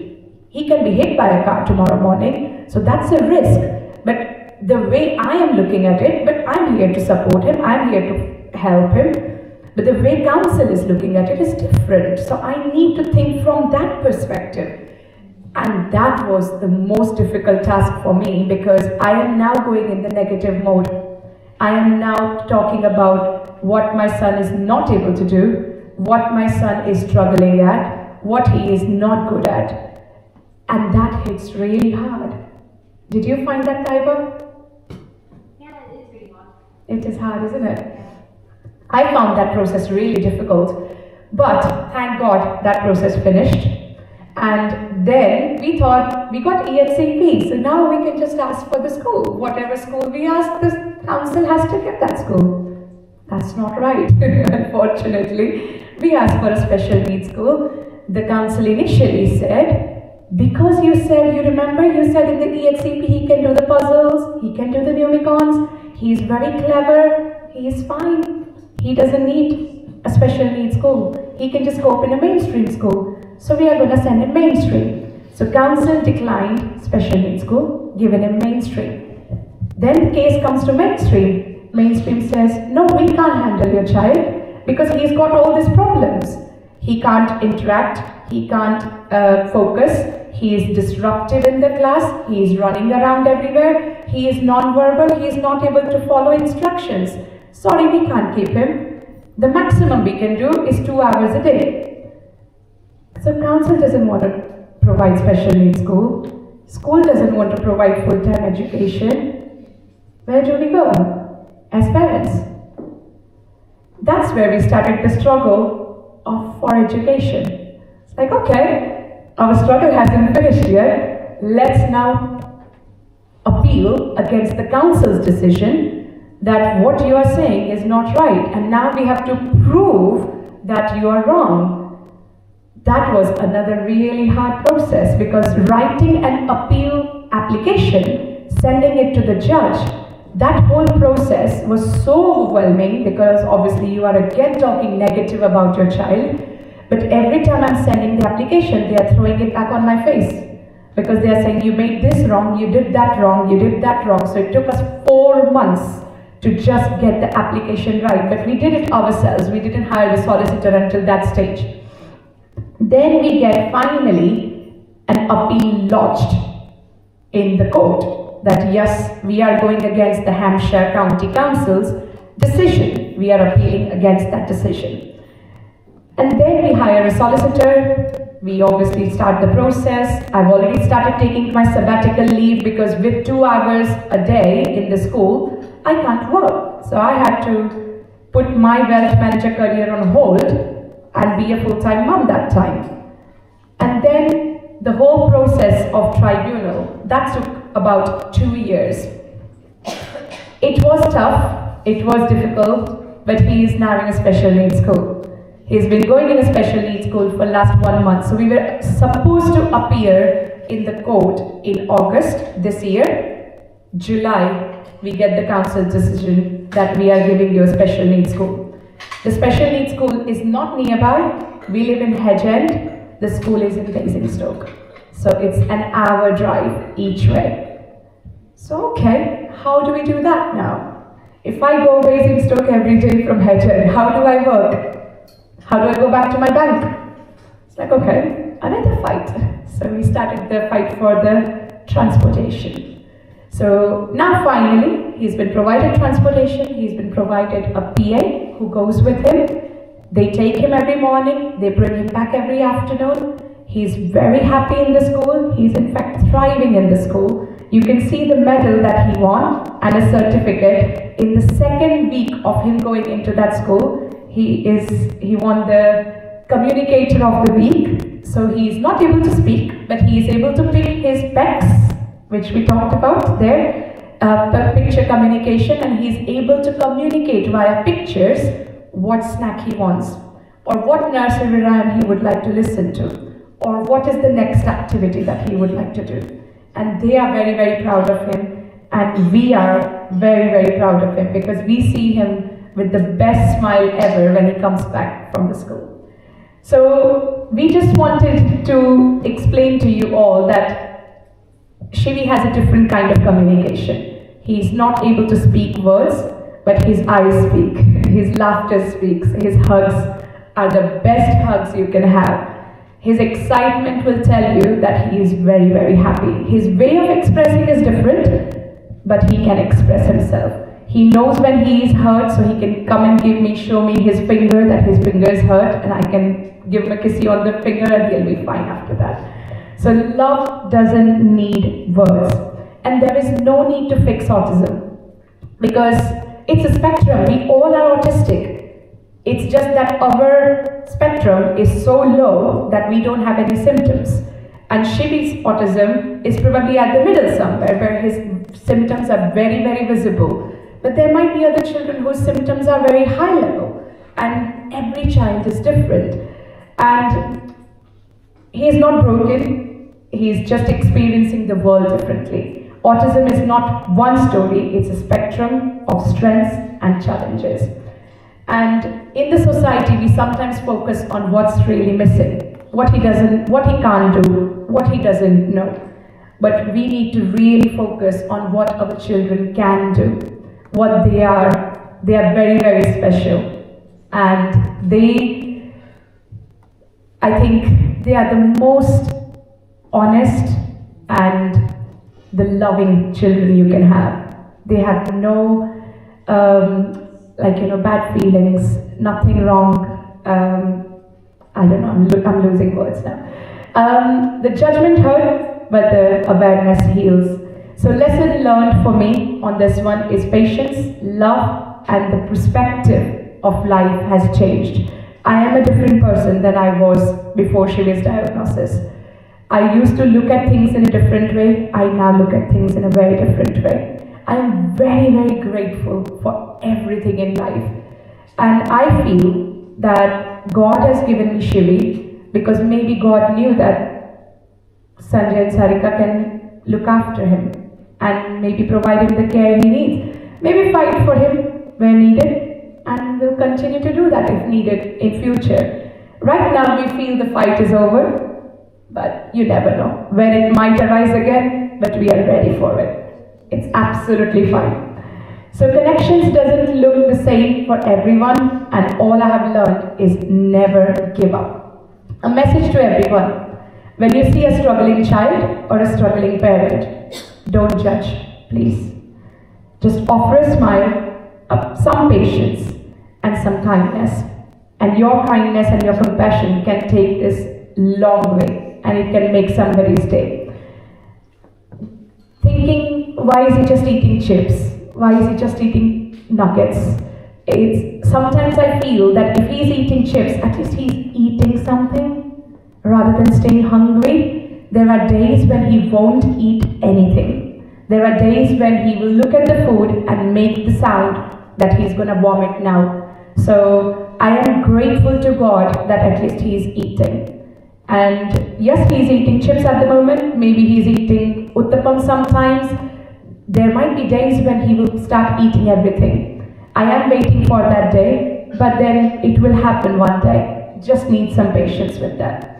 We all love Bollywood movies, so I thought why not learn, because we all want to probably understand more about autism if we don't know what autism is.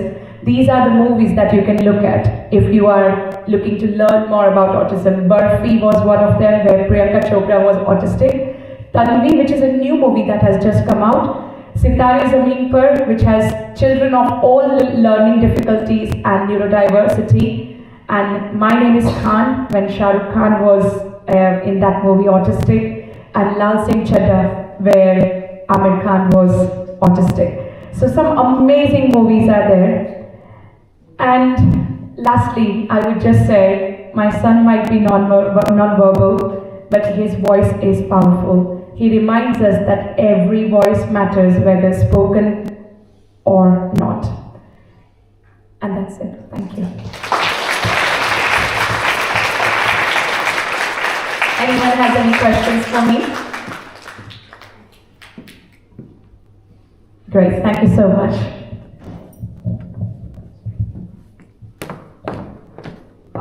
I would like to introduce Preeti Nair, who you may have heard of on our local radio Unity 101. She is a special education needs coordinator at a school, ensuring children are provided the correct support to see them flourish. Preeti will be discussing how schools support children, explaining what an EHCP is, and where families can get help in Hampshire.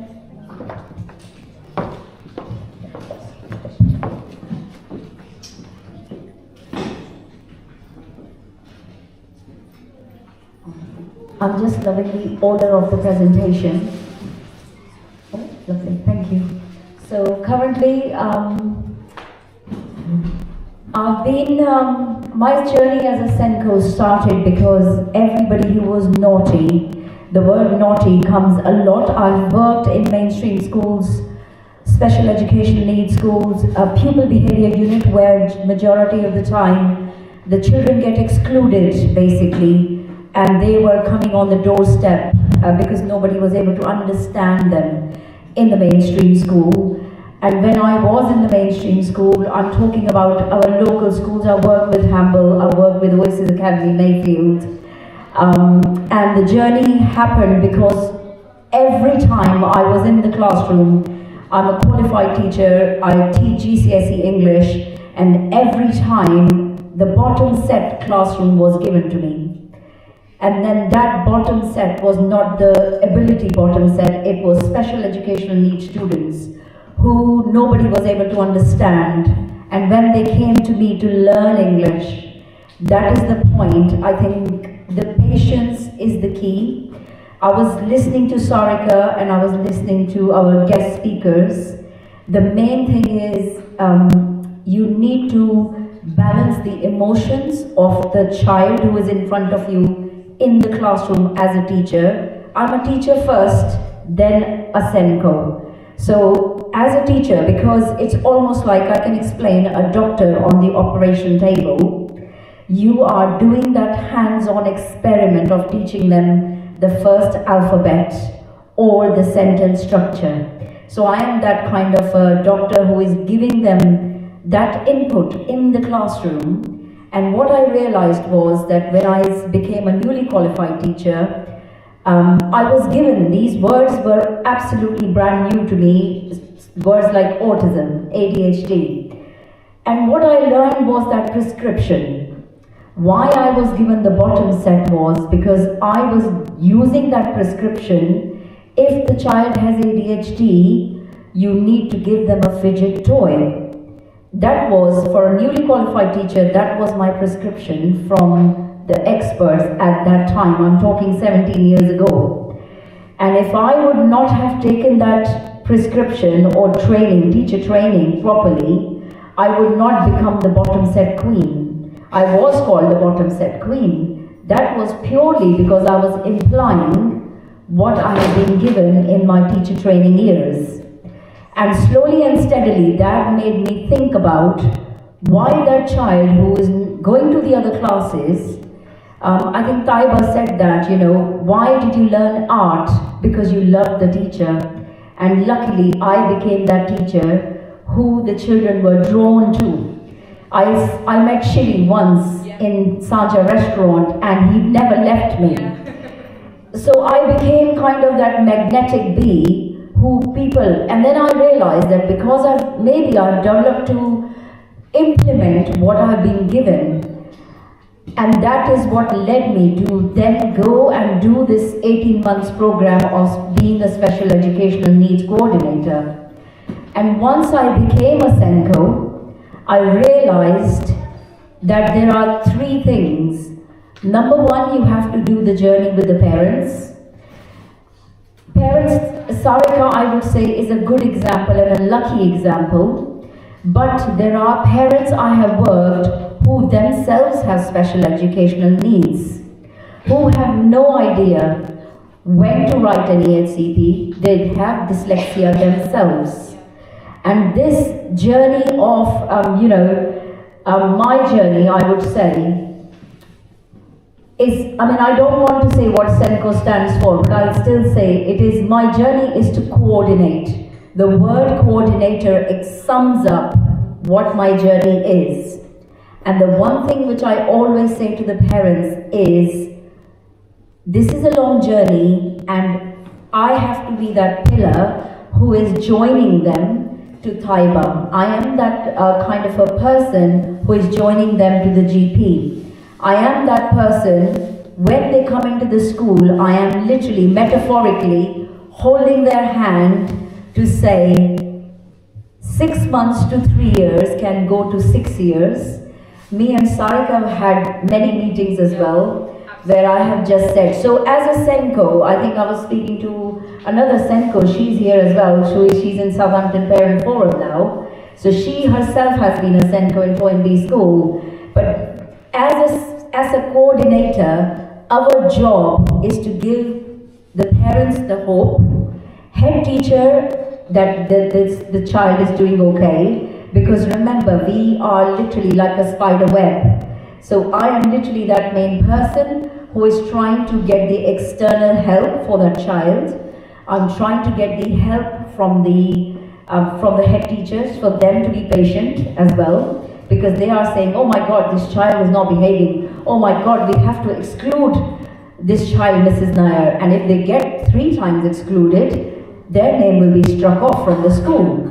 So I have to be that person who has to then go to this, how do I say, it's easy to say that my role is to make sure that everybody has got that patience and resilience to bear, because that child is going to grow in their journey. Understanding Sen, I think I would just go with the example. It's a child with autism, they need clear routines. We have talked about these things. They need to have the clues. A child with speech delay might need support from a speech and language therapist. So in my current school, I have got speech and language therapist who works very closely with me. I've got OT who will come and they would assess the child. And then once they have given me the assessment, then it would become my job to make sure that the teachers are implementing that prescription given by the experts. So I am literally that person who is overviewing that whatever is written in the EHCP is getting implemented in the school. If, for example, I think I've mentioned all of this, this is what my school day looks like. So I will identify and assess children who may have additional needs. So the teachers would contact me and say, Mrs. Nair, we are worried about this child. Can you come and assess them? So this is mainstream school.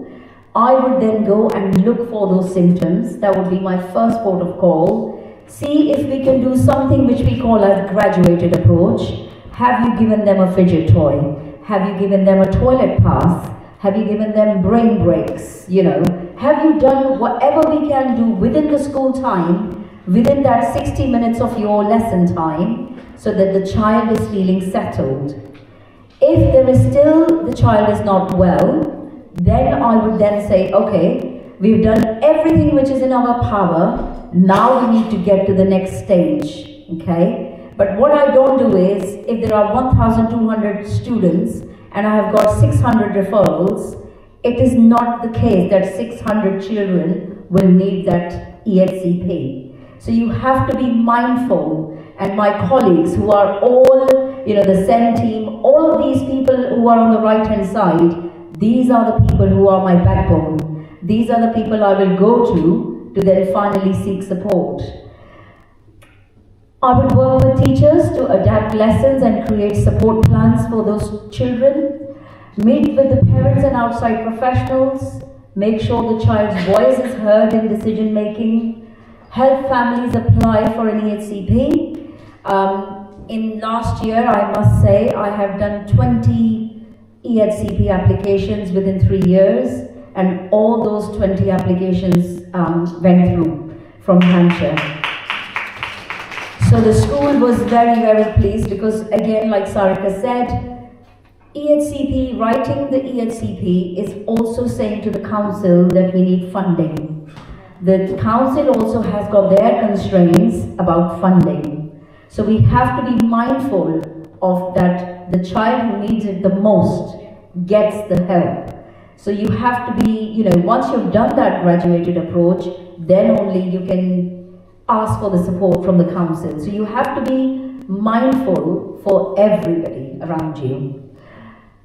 Think of me, like I said in my last line, as a link between families, school staff, professionals, and making sure every child gets the support they need to succeed.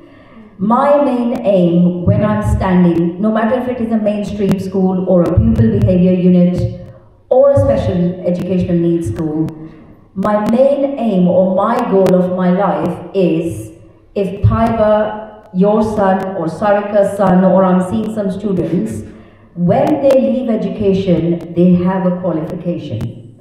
The aim is to make them independent. The aim is that they can go into this society and do some kind of work, or independent living is the key. So currently I'm working with primary school, and we are already, I teach PSHE, I'm currently a teacher myself, and I am teaching these children or exposing them to say, we have something called doctors, we have fire ambulance. So these children from very early year can understand that there is a word called career, and there are people who support us, so my aim is to make sure that the employment support team is here listening to me. But we start thinking about employment. We have introduced a topic called life skills in primary years, so they can understand what life skills are and what employment is. So again, all of these channels till the end, the whole idea is they get employed, and that is what we are aiming to do in the schools. EHCP is again a very important piece of document. It runs from 0 to 25 years of old, when the child is from 0 to 25 years old. It is a legal document. Section F is the legal side of the document. As a SENCO, we have something, I don't know whether the parents know, SEN Code of Practice. So every SENCO in your school should have the knowledge of SEN Code of Practice. Every SENCO should know the changes which the government releases each year. But generally, I always say, our bread and butter is the EHCP. If the Section F, which obviously I am writing the application, I'm submitting it to the council. If the child gets the EHCP, we get 2 weeks of window to speak with the parents again, see if we need to make any changes. If the parents are happy within that 2 weeks of window, the EHCP is a live document. Especially when you're in primary years, the document keeps changing. It is not one piece of document which will be, it's not like a script which has been printed. It is a live document which keeps changing annually, like Dr. said earlier. So we make sure that it is a live document. Getting help, obviously in Hampshire, we've got Sandias. GPs I signpost to. We've got parental forms I signpost to. But the most important thing I would say to the parents is, please, If you think there are signs and there is no development which is happening, speak to the SENCO or of your school. Sometimes they are super busy, because I do get that. Mrs. Nair, I emailed you 2 months ago, you haven't responded to me. And they will come to me, because there are times when you have to be equally considering that there are constraints. It doesn't mean that SENCO is not doing the job, it just is they are prioritizing who is on what side. But again, once you get that EHCP, it is important in the annual reviews. Sometimes the parents would say, but I've been to the annual review and that's it. But I would advise to the parents, go to the school coffee mornings. That is the time when you can speak to the SENCO. Try and take time out once a term. I always say, even if it is a 5 minutes Teams video, 5 minutes Teams video phone call can do wonders. So I have a slot on my school website as a SENCO where any parent can book a slot with me for 5 to 7 minutes. And those 5 to 7 minutes, we can touch base rather than the parent wondering, oh, my child has got panic attacks, what do I do? They will come to me in annual review with a big list. And I would then say, why did you suffer for the whole year? So if you want to seek support, speak to the SENCO. And I always say to the parents, I literally sometimes metaphorically hold their hands, please do soft emails. If you are emotional, we understand. But if you go really negative approach, sometimes that becomes a blocker itself. So if you go with a positive support to your GP, or if you go positive supports towards your SENCO, everybody will help you. But if you become that parent who is, and I'm sure the council is sitting here, they would have the same experience where you would have one mother who is emailing 100 times, but there is one who is just not emailing at all. So it is all about how parents' approach is as well. So just be careful in that sort of thing as well. But if you are, if you need any help, if you're on that line where the child is on the borderline, you're not sure. I met a parent today, their son is 21 years old, and they said he had the diagnosis, but the SENCO of the school said, oh, they will be fine. And he got bullied. So please do not still sit in silence. Even with the parents who do not have EHCP, we hold separate meetings for them as well. So if your child does not have an EHCP and you go into the parents' evening, you still have as a parent full right to ask for the support because they're on the SEN register. So if they are on the SEN register, they've got the diagnosis but no EHCP, does not mean that they cannot get the support. Again, the bottom line is every child matters. It's not just about one thing. And rest, I think all my colleagues have covered very, very, amicably. I was so pleased when you were talking about, the 4 sides of EHCP as well. But yeah, that is my role, and I've been doing it from 17 years. And thanks to Sarika for giving me the platform. I always thought when I met Sarika that, she was like, Pritibha, why didn't you speak about these things? You've been doing it for so many parents. But yeah, I think it's time, which is, and all my experience now, which has made me think, yes, I can also then help the community and help the council, help everybody wherever I can. But thank you.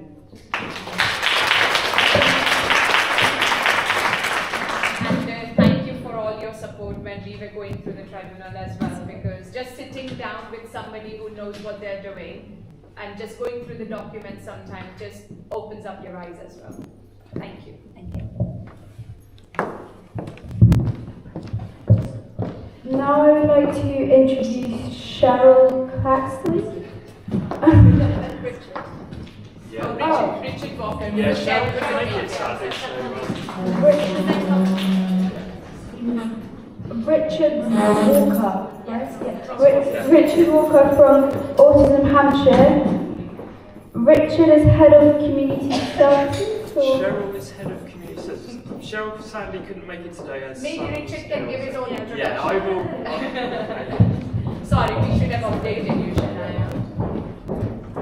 Cheryl couldn't make it.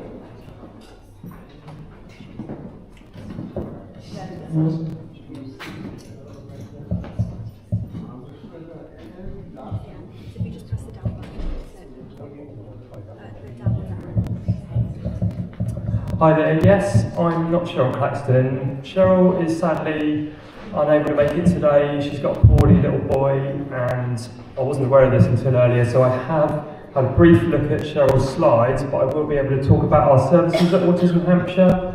My name's Richard. I'm a Serendipity Group Coordinator at Autism Hampshire, and I run our community groups, of which I run 3 in Southampton. We have 1 drama group that we run an art group in Southampton, and we run a small community group, social group in Shirley. But we are looking to, or we do have capacity and resources to open a new group in Southampton soon, which would be really awesome because we've got larger groups elsewhere across Hampshire, and we run groups in Winchester, Havant, Borden, New Forest, so I get to drive all around the county and run sort of 2-hour groups. Our groups typically support autistic adults, 18 plus, who come to our groups to meet other autistic adults and gain confidence, and peer support is the most important thing that we offer. I'm going to start going through our slides and explain the services that we do run with Autism Hampshire, and I'll try and add to what Cheryl's already prepared for me. So yeah, we were actually formed in Southampton, which I only learned last week, but and we have been going since the 60s. And as a group coordinator, I'm mainly, I suppose, offering non-judgmental spaces for autistic adults to meet and socialise and gain confidence, and sort of develop skills and be able to form friendships is the most important thing.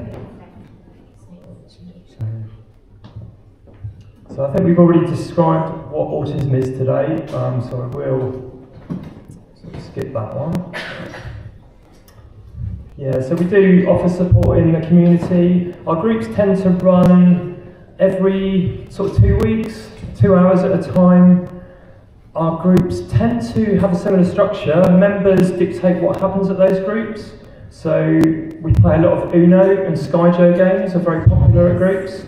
We do a lot of drawing and colouring. We do a lot of chatting. We watch presentations such as TED Talks. So whatever our facilities allow, we often have kitchen facilities available, make teas and coffees. And they become very social spaces, often quite noisy, even in small groups. So they're no less social than any other types of social groups. We have an information, advice and guidance team also that support families with autistic adults and autistic children or autistic individuals. And we work alongside our information, advice and guidance team. It's a free service, as well as our community groups that members can access. We also have a training and consultancy team that will train individuals who want to understand more about autism, as well as organisations that want to put or have to put more things in place to help autistic adults in the employment sector. So that's a bit more about our information and advice and guidance team. You can call them for free, or you can email our team for free. They're very helpful. You can have regular appointments, or you can have one-off appointments, or just phone up whenever you need support.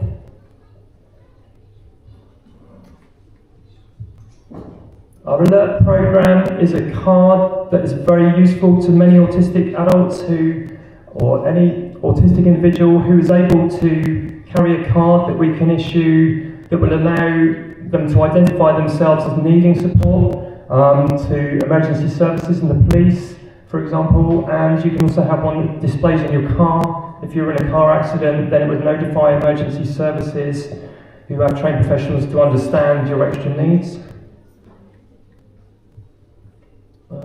some of our client feedback.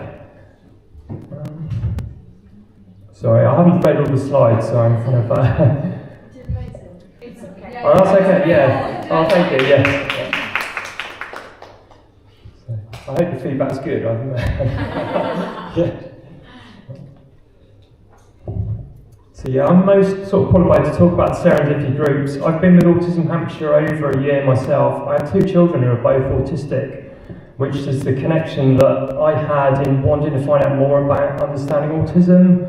I'm only a part-time coordinator, I'm also a graphic designer, but the groups have really changed my perception completely, and yeah, it's been an amazing journey. I've coordinated over 200 groups in just over a year, online and in person, and been all over the counties, met some incredible individuals, and yeah, formed some incredible connections, engaged with people, and seen people grow in confidence, so it's been an incredible journey. Those are a list of some of the groups we're currently running.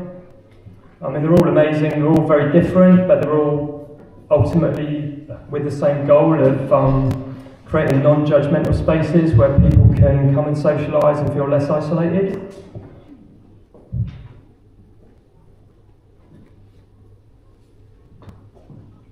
We do have a process on our website of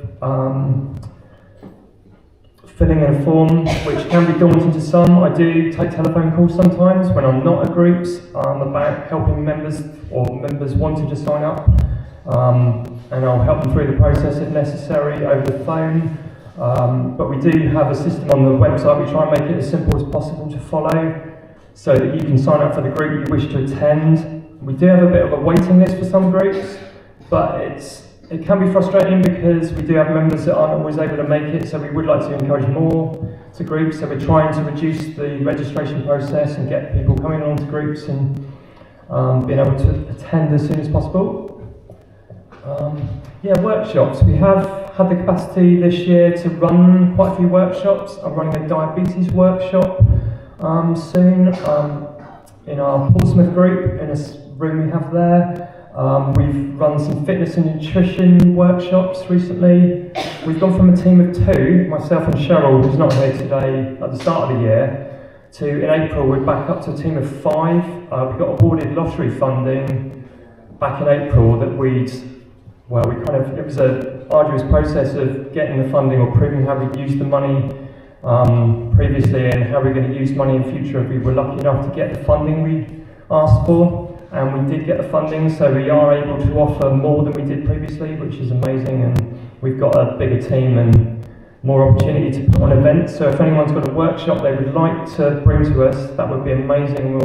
We'll do our best to put that on at one of our venues, and we can discuss that. So we're always open to suggestions, and yeah, I mean there's been some amazing talks today, and events like this are fantastic and been made to feel incredibly welcome, and Nikita and the team have done a great job in sharing understanding and promoting so much positivity. I think that's one thing that's come out of today, so that's been amazing.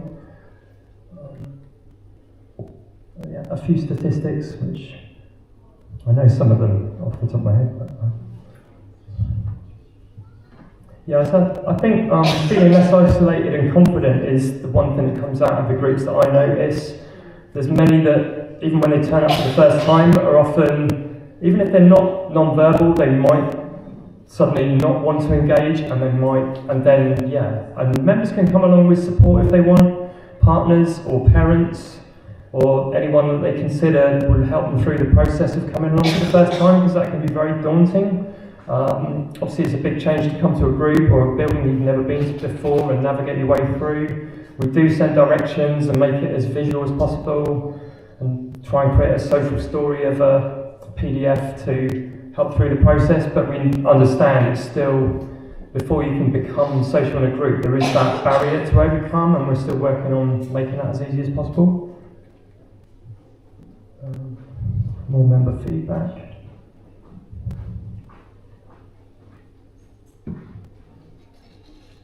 And I think, that mentioning safe spaces is another thing. I don't think there's anything really such as a safe space completely, but I think making safer spaces is what we're all about for autistic adults, and trying to promote those safer spaces. that's myself at a group in Tottenham actually, meeting an incredible guy called Gary, who's featured on our website, and you might want to read his story. He helped us out during Autism Acceptance Week this year by telling his story, and he's actually seen the Rolling Stones 130 times. That's his kind of passion, and he's very passionate about music, and when I talk to Gary, I have incredible in-depth conversations about music. I'm a music fan myself, so it's very fascinating to talk to members and get case studies from members, because they're the ones that kind of can sort of explain about our groups better than anyone. So. And that this is actually a video by Gary. It might be better because of the time to watch it on YouTube, because I think it is a bit of a long player possibly, or a few. I'm not sure how much time we've got, Nikita, but. Share it and I'll share. Yeah, it might be worth doing. It's a video, but this is one of the quotes that Gary uses to explain his autism, and yeah, he's got very strict kind of. It's worth seeing the video, because he's very strict about his routine, but a fascinating insight, and he's got incredible humour as well. So it's fascinating to read about Gary. And volunteers, I do rely on volunteers, certainly at the larger groups that I run, and we do have some amazing volunteers, but we always need more, so I do have information about how to volunteer, and there's information on our website about how to become a volunteer. Often volunteers have lived experience and offer their support very kindly, sort of once or twice a month, and we do offer lots of training for those volunteers and try and support them in any way possible. And some of our volunteers, we've got a member of our admin team now who started off as a group member, found out that we needed a bit of admin support during the winter, and offered that admin support to us, but is now, a position became available at our team, and is now a fully paid member of staff in the Serendipity team, and has just won newcomer of the year at our awards ceremony, so that was awesome. We do have a training team as well, which I mentioned earlier.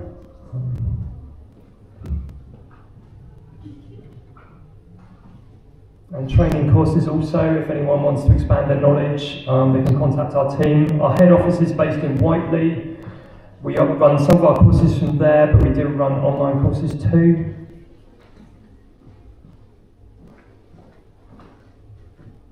Yeah, and sort of workplace assessments, and we will offer consultancy, and we do have a fantastic training team who can provide more information. I've got flyers about our training opportunities too.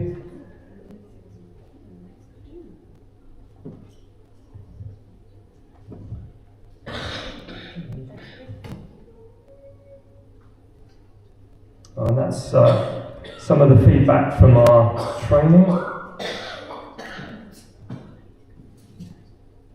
And we do provide supported people services. I don't have as much information myself on that. It's another part of the organisation, but we do offer supported living, and there's a wider organisation, so there's more information on our website about that.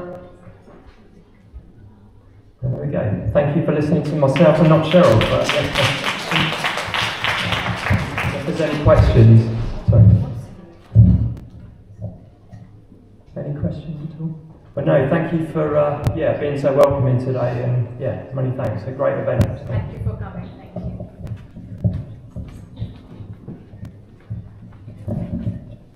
Thank you so much.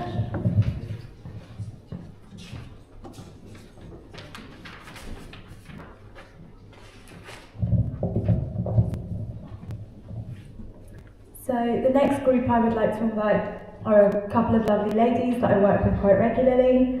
They're the health facilitators and form part of the Community Learning Disability team for Hampshire and Isle of Wight Healthcare NHS Foundation Trust. By background, they are learning disability nurses, and their role is to reduce health inequalities by advising and supporting people with a learning disability, carers, and health services on how to give better care to people with a learning disability. Please welcome the ladies.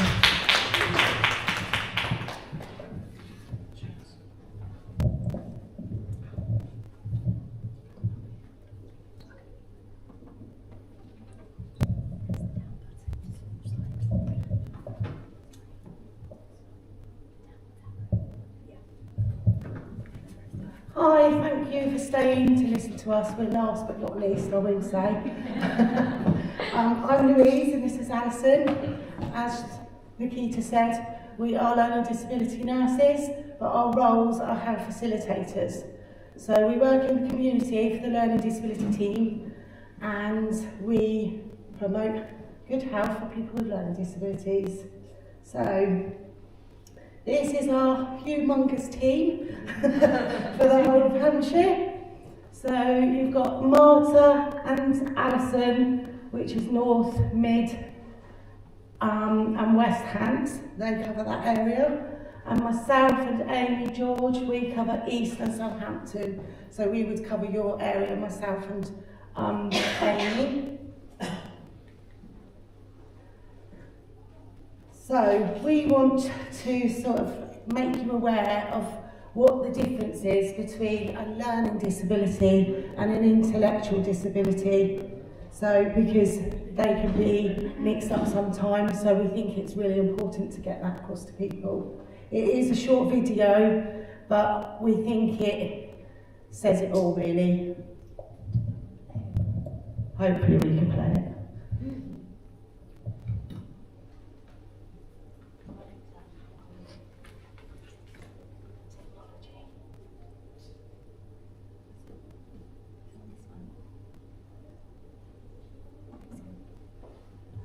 Sorry, we're not going to show it because I don't think it's working.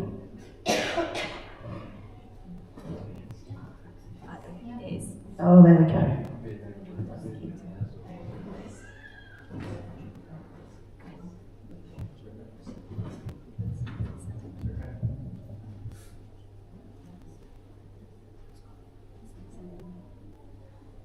Is the connection for the volume, for the sound? That would be a separate connection. Yeah.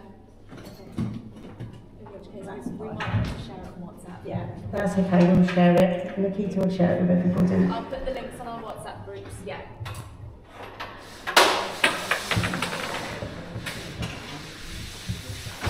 Yeah, so that's the video is a MenCap video. It's a really good video, and basically people with a learning disability are telling their story. What is a learning disability? What isn't a learning disability? Kind of trying to get rid of any myths that are out there. So if you can, click on the link for the YouTube video. It's only a short video, it's about 4 or 5 minutes long. People have got some wonderful stories of what they've achieved, so please do take a minute to look at that. We thought it was important to differentiate between what a mental illness is and a learning disability. So when we look at what a mental illness is, this is a health condition that affects people's moods, thoughts, and their behaviour. And comparing that to somebody who has a learning disability, this is a developmental condition which affects their abilities to learn new skills. It's a lifelong condition and can present from childhood. Examples of these include Down syndrome, Fragile X, frontal alcohol spectrum disorder. And then when we compare that to a mental illness can happen at any age to anybody. We're all susceptible to having episodes of poor mental health. Poor mental illness can go up and down in waves. Says that there may be temporary, so you may have a short spell of it. It may be recurrent, where you get repeat kind of episodes of poor mental health. And it may be chronic, so some people do experience poor mental health for a long part of their life. But people do get better from poor mental health, where like Louise said, a learning disability is something that somebody has throughout of their life. It's not cyclical, it's not temporary, it's not recurrent, it is there all the time. With a learning disability, we can put things in place to support people with a learning disability, but with mental health, they can access things like talking therapies, counselling, there's medication that can support somebody's mental health, or just lifestyle changes, getting out and exercising, as an example, improves mental health. And then examples include depression, anxiety disorders, and schizophrenia.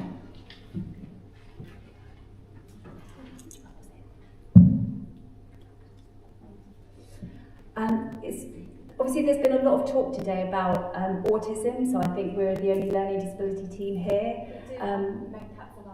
Makeup is of course, yeah, we already said hello. So it's really important for us to differentiate what a learning disability is not. Autism is not a learning disability in itself. It is a lifelong developmental condition that affects how somebody communicates, relates to others. Autism and a learning disability can go side by side. If you've got a learning disability, you are more likely to have autism, and the other way around. If you have autism, you're more likely to have a learning disability, but the two things are not the same. And then when we look at the list on the left, cerebral palsy, strokes, mental illness, brain tumours, etc., those in themselves are not a learning disability. Where it gets a little bit complicated, if, for example, a stroke, for example, if a baby has a stroke, for example, premature babies are very prone to kind of cerebral bleeds. If any one of those things on the left has happened before the age of 18, then that person has a learning disability because the brain is developing during that time. If one of those things happens after the age of 18, the brain has already developed, it has already learnt those skills you need to live and function in life, you know, how to wash, how to dress, etc. So all of those things, one of those things would have had to have happened before that person turns 18. And then when we look at the things on the right, which have been talked about quite a lot here already, Dyslexia, Dyspraxia, Dyscalculia, ADHD or ADD, and auditory processing disorder, these are considered learning difficulties, not a learning disability. So these are barriers to someone's learning. So we can try and put things in place to support somebody with dyslexia, dyscalculia, if they're struggling with numbers. You look at Richard Branson, he's renowned for having dyslexia, and he's a billionaire having, you know, set up Virgin, but he's put his own controls and own mechanisms in place to overcome that barrier. So all of those ones on the right, a learning difficulty is a barrier to someone learning the skills. A learning disability is that lifelong condition where they just find it challenging, if not impossible, to learn those skills. So, as you can see, we've listed some health conditions here, and we just want to highlight that these problems are no different for people with a learning disability as they are to those that in the general population. So we want to raise that. And most of these things, not all of those things, should be asked when people have an annual health check. So people with a learning disability should be having an annual health check yearly, and that should be from the age of 14 upwards.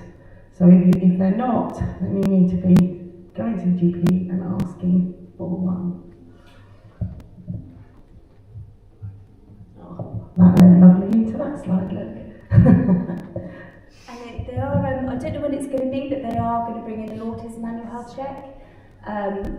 It is getting delayed, so at the moment, like we said, it is just a learning disability annual health check from the age of 14. You need to be on the learning disability register with your GP to get invited for one. If the person you support is over the age of 14 and has a learning disability, you can be asking the GP to go on their learning disability register to make sure they're getting those annual health checks. And they're proactive, they're there to identify issues before problems happen. So they'll look at things like their bowel movements, whether they're constipated, what they're eating, drinking, exercise. We have got some leaflets, like a long list of what should be asked during an annual health check, and hopefully soon that same thing will be rolled out for people with autism, but we're not there yet, but just keep your eye on that. For those of you that did come along to our table earlier, we had a sensory box. It was very popular with the children this morning. So these sensory boxes have been developed, and they are on every ward in the hospitals, and they are at every GP surgery. Yeah, I actually got one for my son last time when I visited. They are not normally out on show, so you just ask. Or we have got some cards that we can leave with Nikita. If people don't feel comfortable to ask, they can just show the card. So they are very useful. And please make sure everything goes back, because we won't get anything replaced, which is, you know, normal. We need to look after these ones. So yeah, they're very important. But also in there is communication cards, and there are picture books of these parts of the body that you can use with the GP if necessary.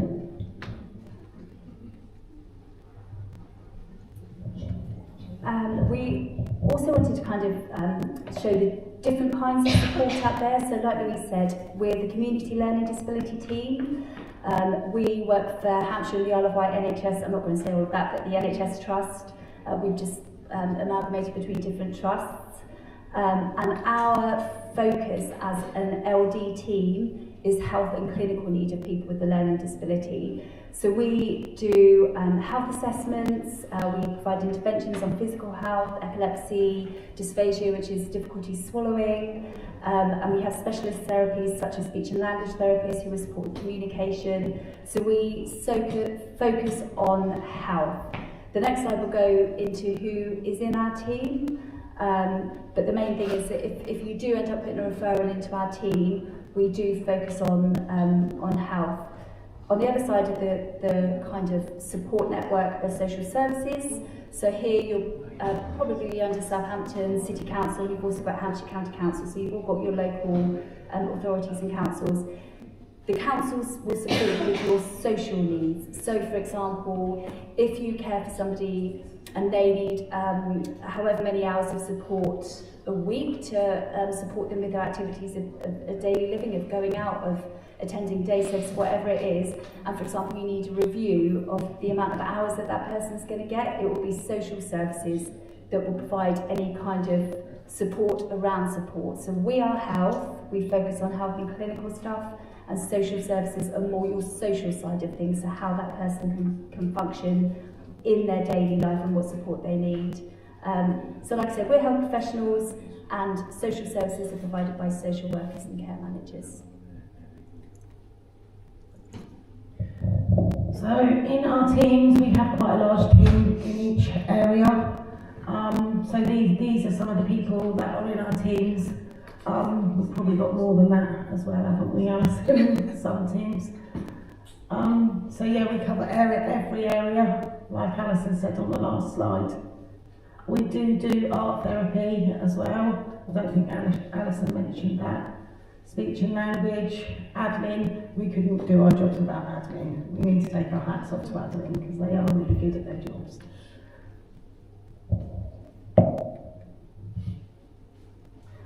Right, this is our referral process for our team. I will run through it very quickly because it can be very long, and I'm aware that we're running over time.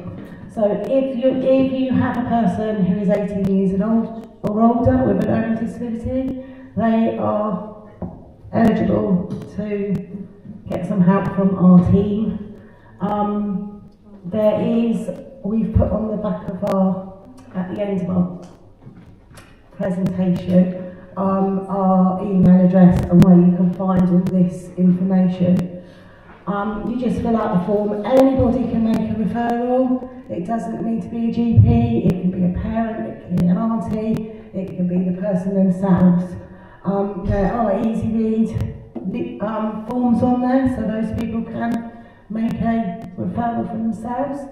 And then when you come through to referral, it will be triaged and you will have a phone call with somebody from our team. It's called our SPOA team, and we all have to have a turn of that every 12 weeks, so we get to go there as well. And we will do a clinical assessment with that person over the telephone. And from there, that will then go to our MDT, which happens every Thursday morning. And then it will be discussed to see if there's any help we can give you, which team you'll go to, whether you need speech and language, whether you need a nurse, whether you need physiotherapy, or whether you can use the general services like iTalk, you need to go to your GP, those sorts of things, and which is we will signpost you and give you those options. So that's our referral process. So we've got these forms with us if anybody wants to get one, and they're a signposting sheet. So the GPs all have them. I'm not sure if they're on their website, but you can always email our team and we're more than happy to send them out. It's just they get updated so regularly, it's quite hard to stay up to date. But on these signposting sheets, which is for Southampton and Hampshire, so we don't cover the Isle of Wight, and I know I was chatting to a lady earlier who was from Bournemouth, but there are different signposting services out there. So these are the kind of signposting organisations that we found. Social care and housing, they're your kind of councils, advocacy groups, weight loss groups. Lots of people with a learning disability are overweight, and there are very limited resources out there. So again, we can signpost you to those kind of things. There's a long list of different areas where we have got good signposting and good resources out there. If for example you use a service that isn't on there that you can really recommend, then please again just email us, because we, like I said, we are always updating the sheet. And yeah, just try and keep it up to date as we can. And I think that is it. That's our website. We've got loads of brilliant resources on there. If you click on our website and then in the search portal at the top type in learning disability, and then it'll come up with boxes. We've got a really fab section on easy reads. So they can support absolutely anyone. You don't need to have a learning disability to actually access them. But on there you've got things like supporting somebody with the menopause, supporting someone with diet and eating, epilepsy, loads and loads of health resources on there. The referral link is on there, explanation of our team. Yeah, have a good explore of our website and yeah, see what you find. So has anyone got any questions? So that's in a nutshell, really. I've got a question. Yes. Are all NHS staff providing training on learning disabilities for autism? They should be. So every NHS staff should have done a Oliver McGowan training. It is rolling out, so obviously you've got the face-to-face part 2, which there's not enough members of staff to deliver it for the number of people that need it. But yeah, everyone should have done their Oliver McGowan training, which generally focuses on autism, but actually it really does discuss the needs of somebody, what reasonable adjustments they need, and actually listening to people. That's the most important message from Oliver McGowan. You know, carers, the person themselves, know themselves the best. I don't know if everyone can access it. I don't know. It's a brilliant piece of training. And I would just like to add that our team, we do training online for carers, so if there is anybody out there, please have a look on our website. And we also give training to GPs and GP practices, so on different subjects. It's not just about learning disabilities, it's about dealing with somebody with constipation who has a learning disability. There's lots of different things, dementia. So always have a look to see if any of those interest you, and just ping us an email and we can add you to it. Thank you. Thank you for having us.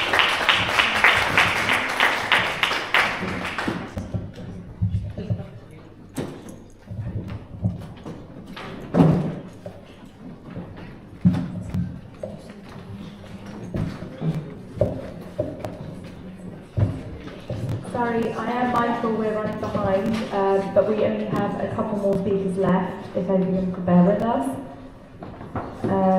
So the next duo I will introduce work closely together. Nicola Bogbert is a passionate advocate for inclusive education and independent living.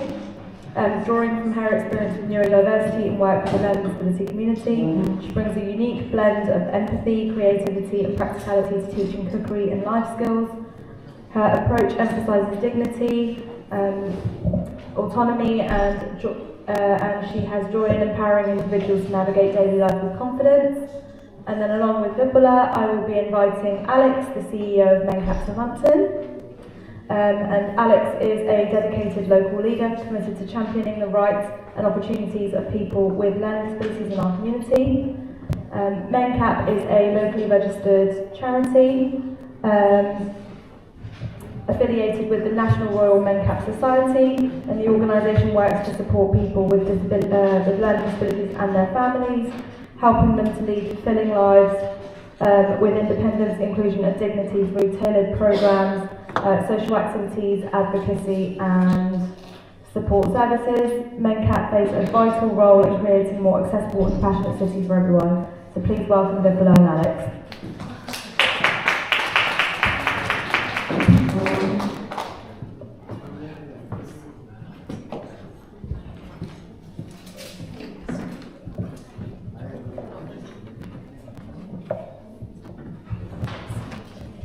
Thank you for introducing us both. We will keep it very short, as we know you are all wanting to go home. So as Nikita said, I'm Alex. I've worked for MenCat for many, many years. Seen a lot of changes over those years for people learning. Can you hear me? Yes. We've heard a lot about children today. One of the things I'd like to say is that children do become adults. They're not quite as cute, they don't attract as much funding, there aren't the processes around that there are for children, however difficult those processes are for children, and we all know they are. Everybody is working at the moment under very difficult circumstances. You know, there's not enough money to deliver what's needed. As a voluntary organisation, as I'm sure some of the others who've spoken today, we cannot keep putting our prices up. We're working with marginalised groups that don't have, you know, the income, and that would exclude them from accessing the services they need. We're not a coffee shop, we can't just stick our prices up on the price of a cup of coffee. So we do understand the issues that statutory services are under, and we try to work as far as we can with them, taking that neutral point of view where we can explain to families why perhaps they're not getting as much respite as they need, they're not getting as many days of support, perhaps at a day service that they need. I am also a parent, and I care for my daughter, so I see myself as her mum, and along with my husband and my other two children, we have supported Fiona over the years. She's now in her mid-40s. She still lives at home with us, so I get where everybody is coming from, how difficult life can be, and one of the things we use as a bit of a mantra at MenCat is that caring for someone with a learning disability or a condition that's been diagnosed from birth is actually a lifelong commitment from the day they're born until the day one of you die. That is the commitment that families show. We also say at MenCat that we've tried to remain small, local and strong. We are affiliated to National MenCat, but we don't get any funding from them. We share the same values, you know, we have the same campaigns very often, and we have tried to hang on to our campaigning arm throughout the years. We've supported families with things like charging policies, with closures of respite services, health issues, as we've heard. You know, those are things that sometimes don't work as well as they could be working, and so we make sure that parents and carers have that opportunity to voice their views as well. So moving on to our services, first of all, we're located in Portswood. I don't know how many of you know where we are, but we're tucked at the back of the high street, access via a lane which has been a bone of contention over the years because it's an unadopted lane, and the council haven't been able to support us because in their view they would then have to support all the hundreds of other unadopted lanes in the city. We've argued endlessly, but you know, it hasn't worked. However, we still get people accessing our services. We have a fairly big community centre there, and we run a range of services. So as well as the campaigning, offering advice, information, we're not experts, but what we will do is listen to parents, listen to families, listen to people with learning disabilities. And what I once heard described as that fluffy bunny stuff which cannot be measured in contracts is actually what we do really well. We build relationships over the years. We offer people the opportunity to go from being small children to adults through our social clubs where they can maintain those links with each other. And then probably in the last decade, we've developed a whole program of day services. Our day services are, I would say, changing in nature. The threshold for eligibility is becoming higher and higher. So we see people who have complex needs, fairly complex needs that, you know, we know that they need the support to be able to access work. Some of them will not be able to work without the right support. Employers don't want to pay £13 nearly an hour for someone who needs a lot of support. So what we do is we offer them work-life opportunities through our day services. I was lucky enough to be introduced to Pula around the same time, who came on board as one of our home kitchen, cookery, bakery experts, and she is an expert. And so I'm just going to let her speak a little bit more about what our groups actually achieve. And yes, if anybody wants information about MENCAP in Southampton, please go on our website. You can see the contact details. We work really closely with other organisations. We've had Nikita coming in, doing stuff around health, the ambulance, paramedics. So those things are really important as part of that programme. So we're going to make it really short and snappy, aren't we, Lula? Thank you, Alex. In my introduction, as it was said, I teach cookery all through Southampton citywide to different communities, but what gives me the most satisfaction is working with people with learning disabilities. At MENCAP, we always have Alex's mantra that when someone is helpless, help less. So through cooking activities, through baking activities, on a Wednesday we've set up an enterprise program by which we bake products, we make breads, cakes, which are sold within the community, and we have a lot of support. A local restaurant, Coriander, orders from us twice a week. So for our students, it's not just learning life skills, but it also builds their confidence, their self-esteem, that they are able to do something. Like we know that food is a common ingredient in everything. So I'm lucky enough that I teach cookery, but it's a very soft platform for building all these life skills. So as I said, we'll keep it very short. On Friday, we have a program where we cook foods from all around the world. So our students get to experience culinary skills, making foods from different cultures. It's not just simple toast and tea. No, they don't get it. They make planned programs, planned meals every week, and they really take ownership of what they create. Like when Fiona would go home, she would very, very proudly share a meal with the family or the cake that she has baked, and it is all about that.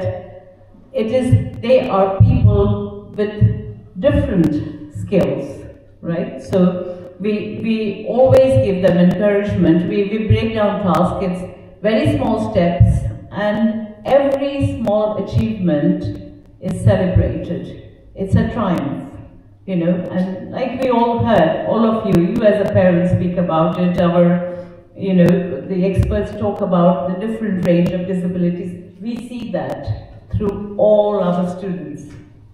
They have a range of different needs, they have a range of different skills.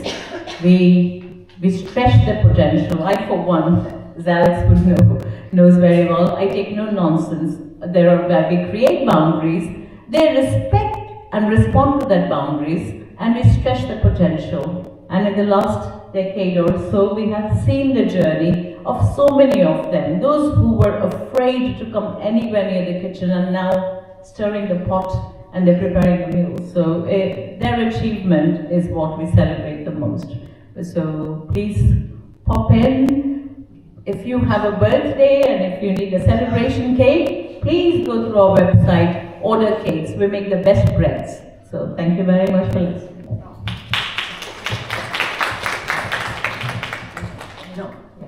Thank you very much.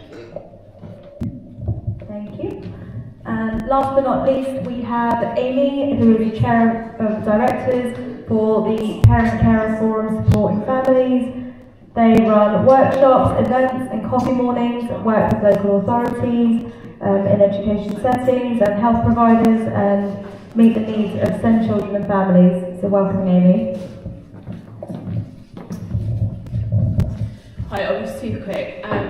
We run all sorts of different families across the city, different SEND get-togethers, so you can come along and know that you're not suffering social isolation, to kind of let parents share their experience through peer support. Workshops on things like anxiety or sleep difficulties, so your young person doesn't need to have a diagnosis to be able to access the support available. The final thing we do for families is all sorts of different family events, so in half term we've got swimming, high score arcades and a sensory room booked, and families can attend those if they book in advance, only because we need to cap the numbers, but there is no cost to attend events. We've also got the Send Fun Day coming up in March. Alongside that, we also work with the local authorities to try and improve things for families. So we want to hear those family voices to then be able to impact services and work with services to make it a little bit easier for those families. So that's all we do. Amazing. Thank you. Thank you, and that concludes our event today. Thank you once again to everybody that supported this event, all the organisations and stallholders and guest speakers. And our esteemed guests, you guys that have been here watching online or in the hall with us today. So thank you very much everyone for being here. Amazing.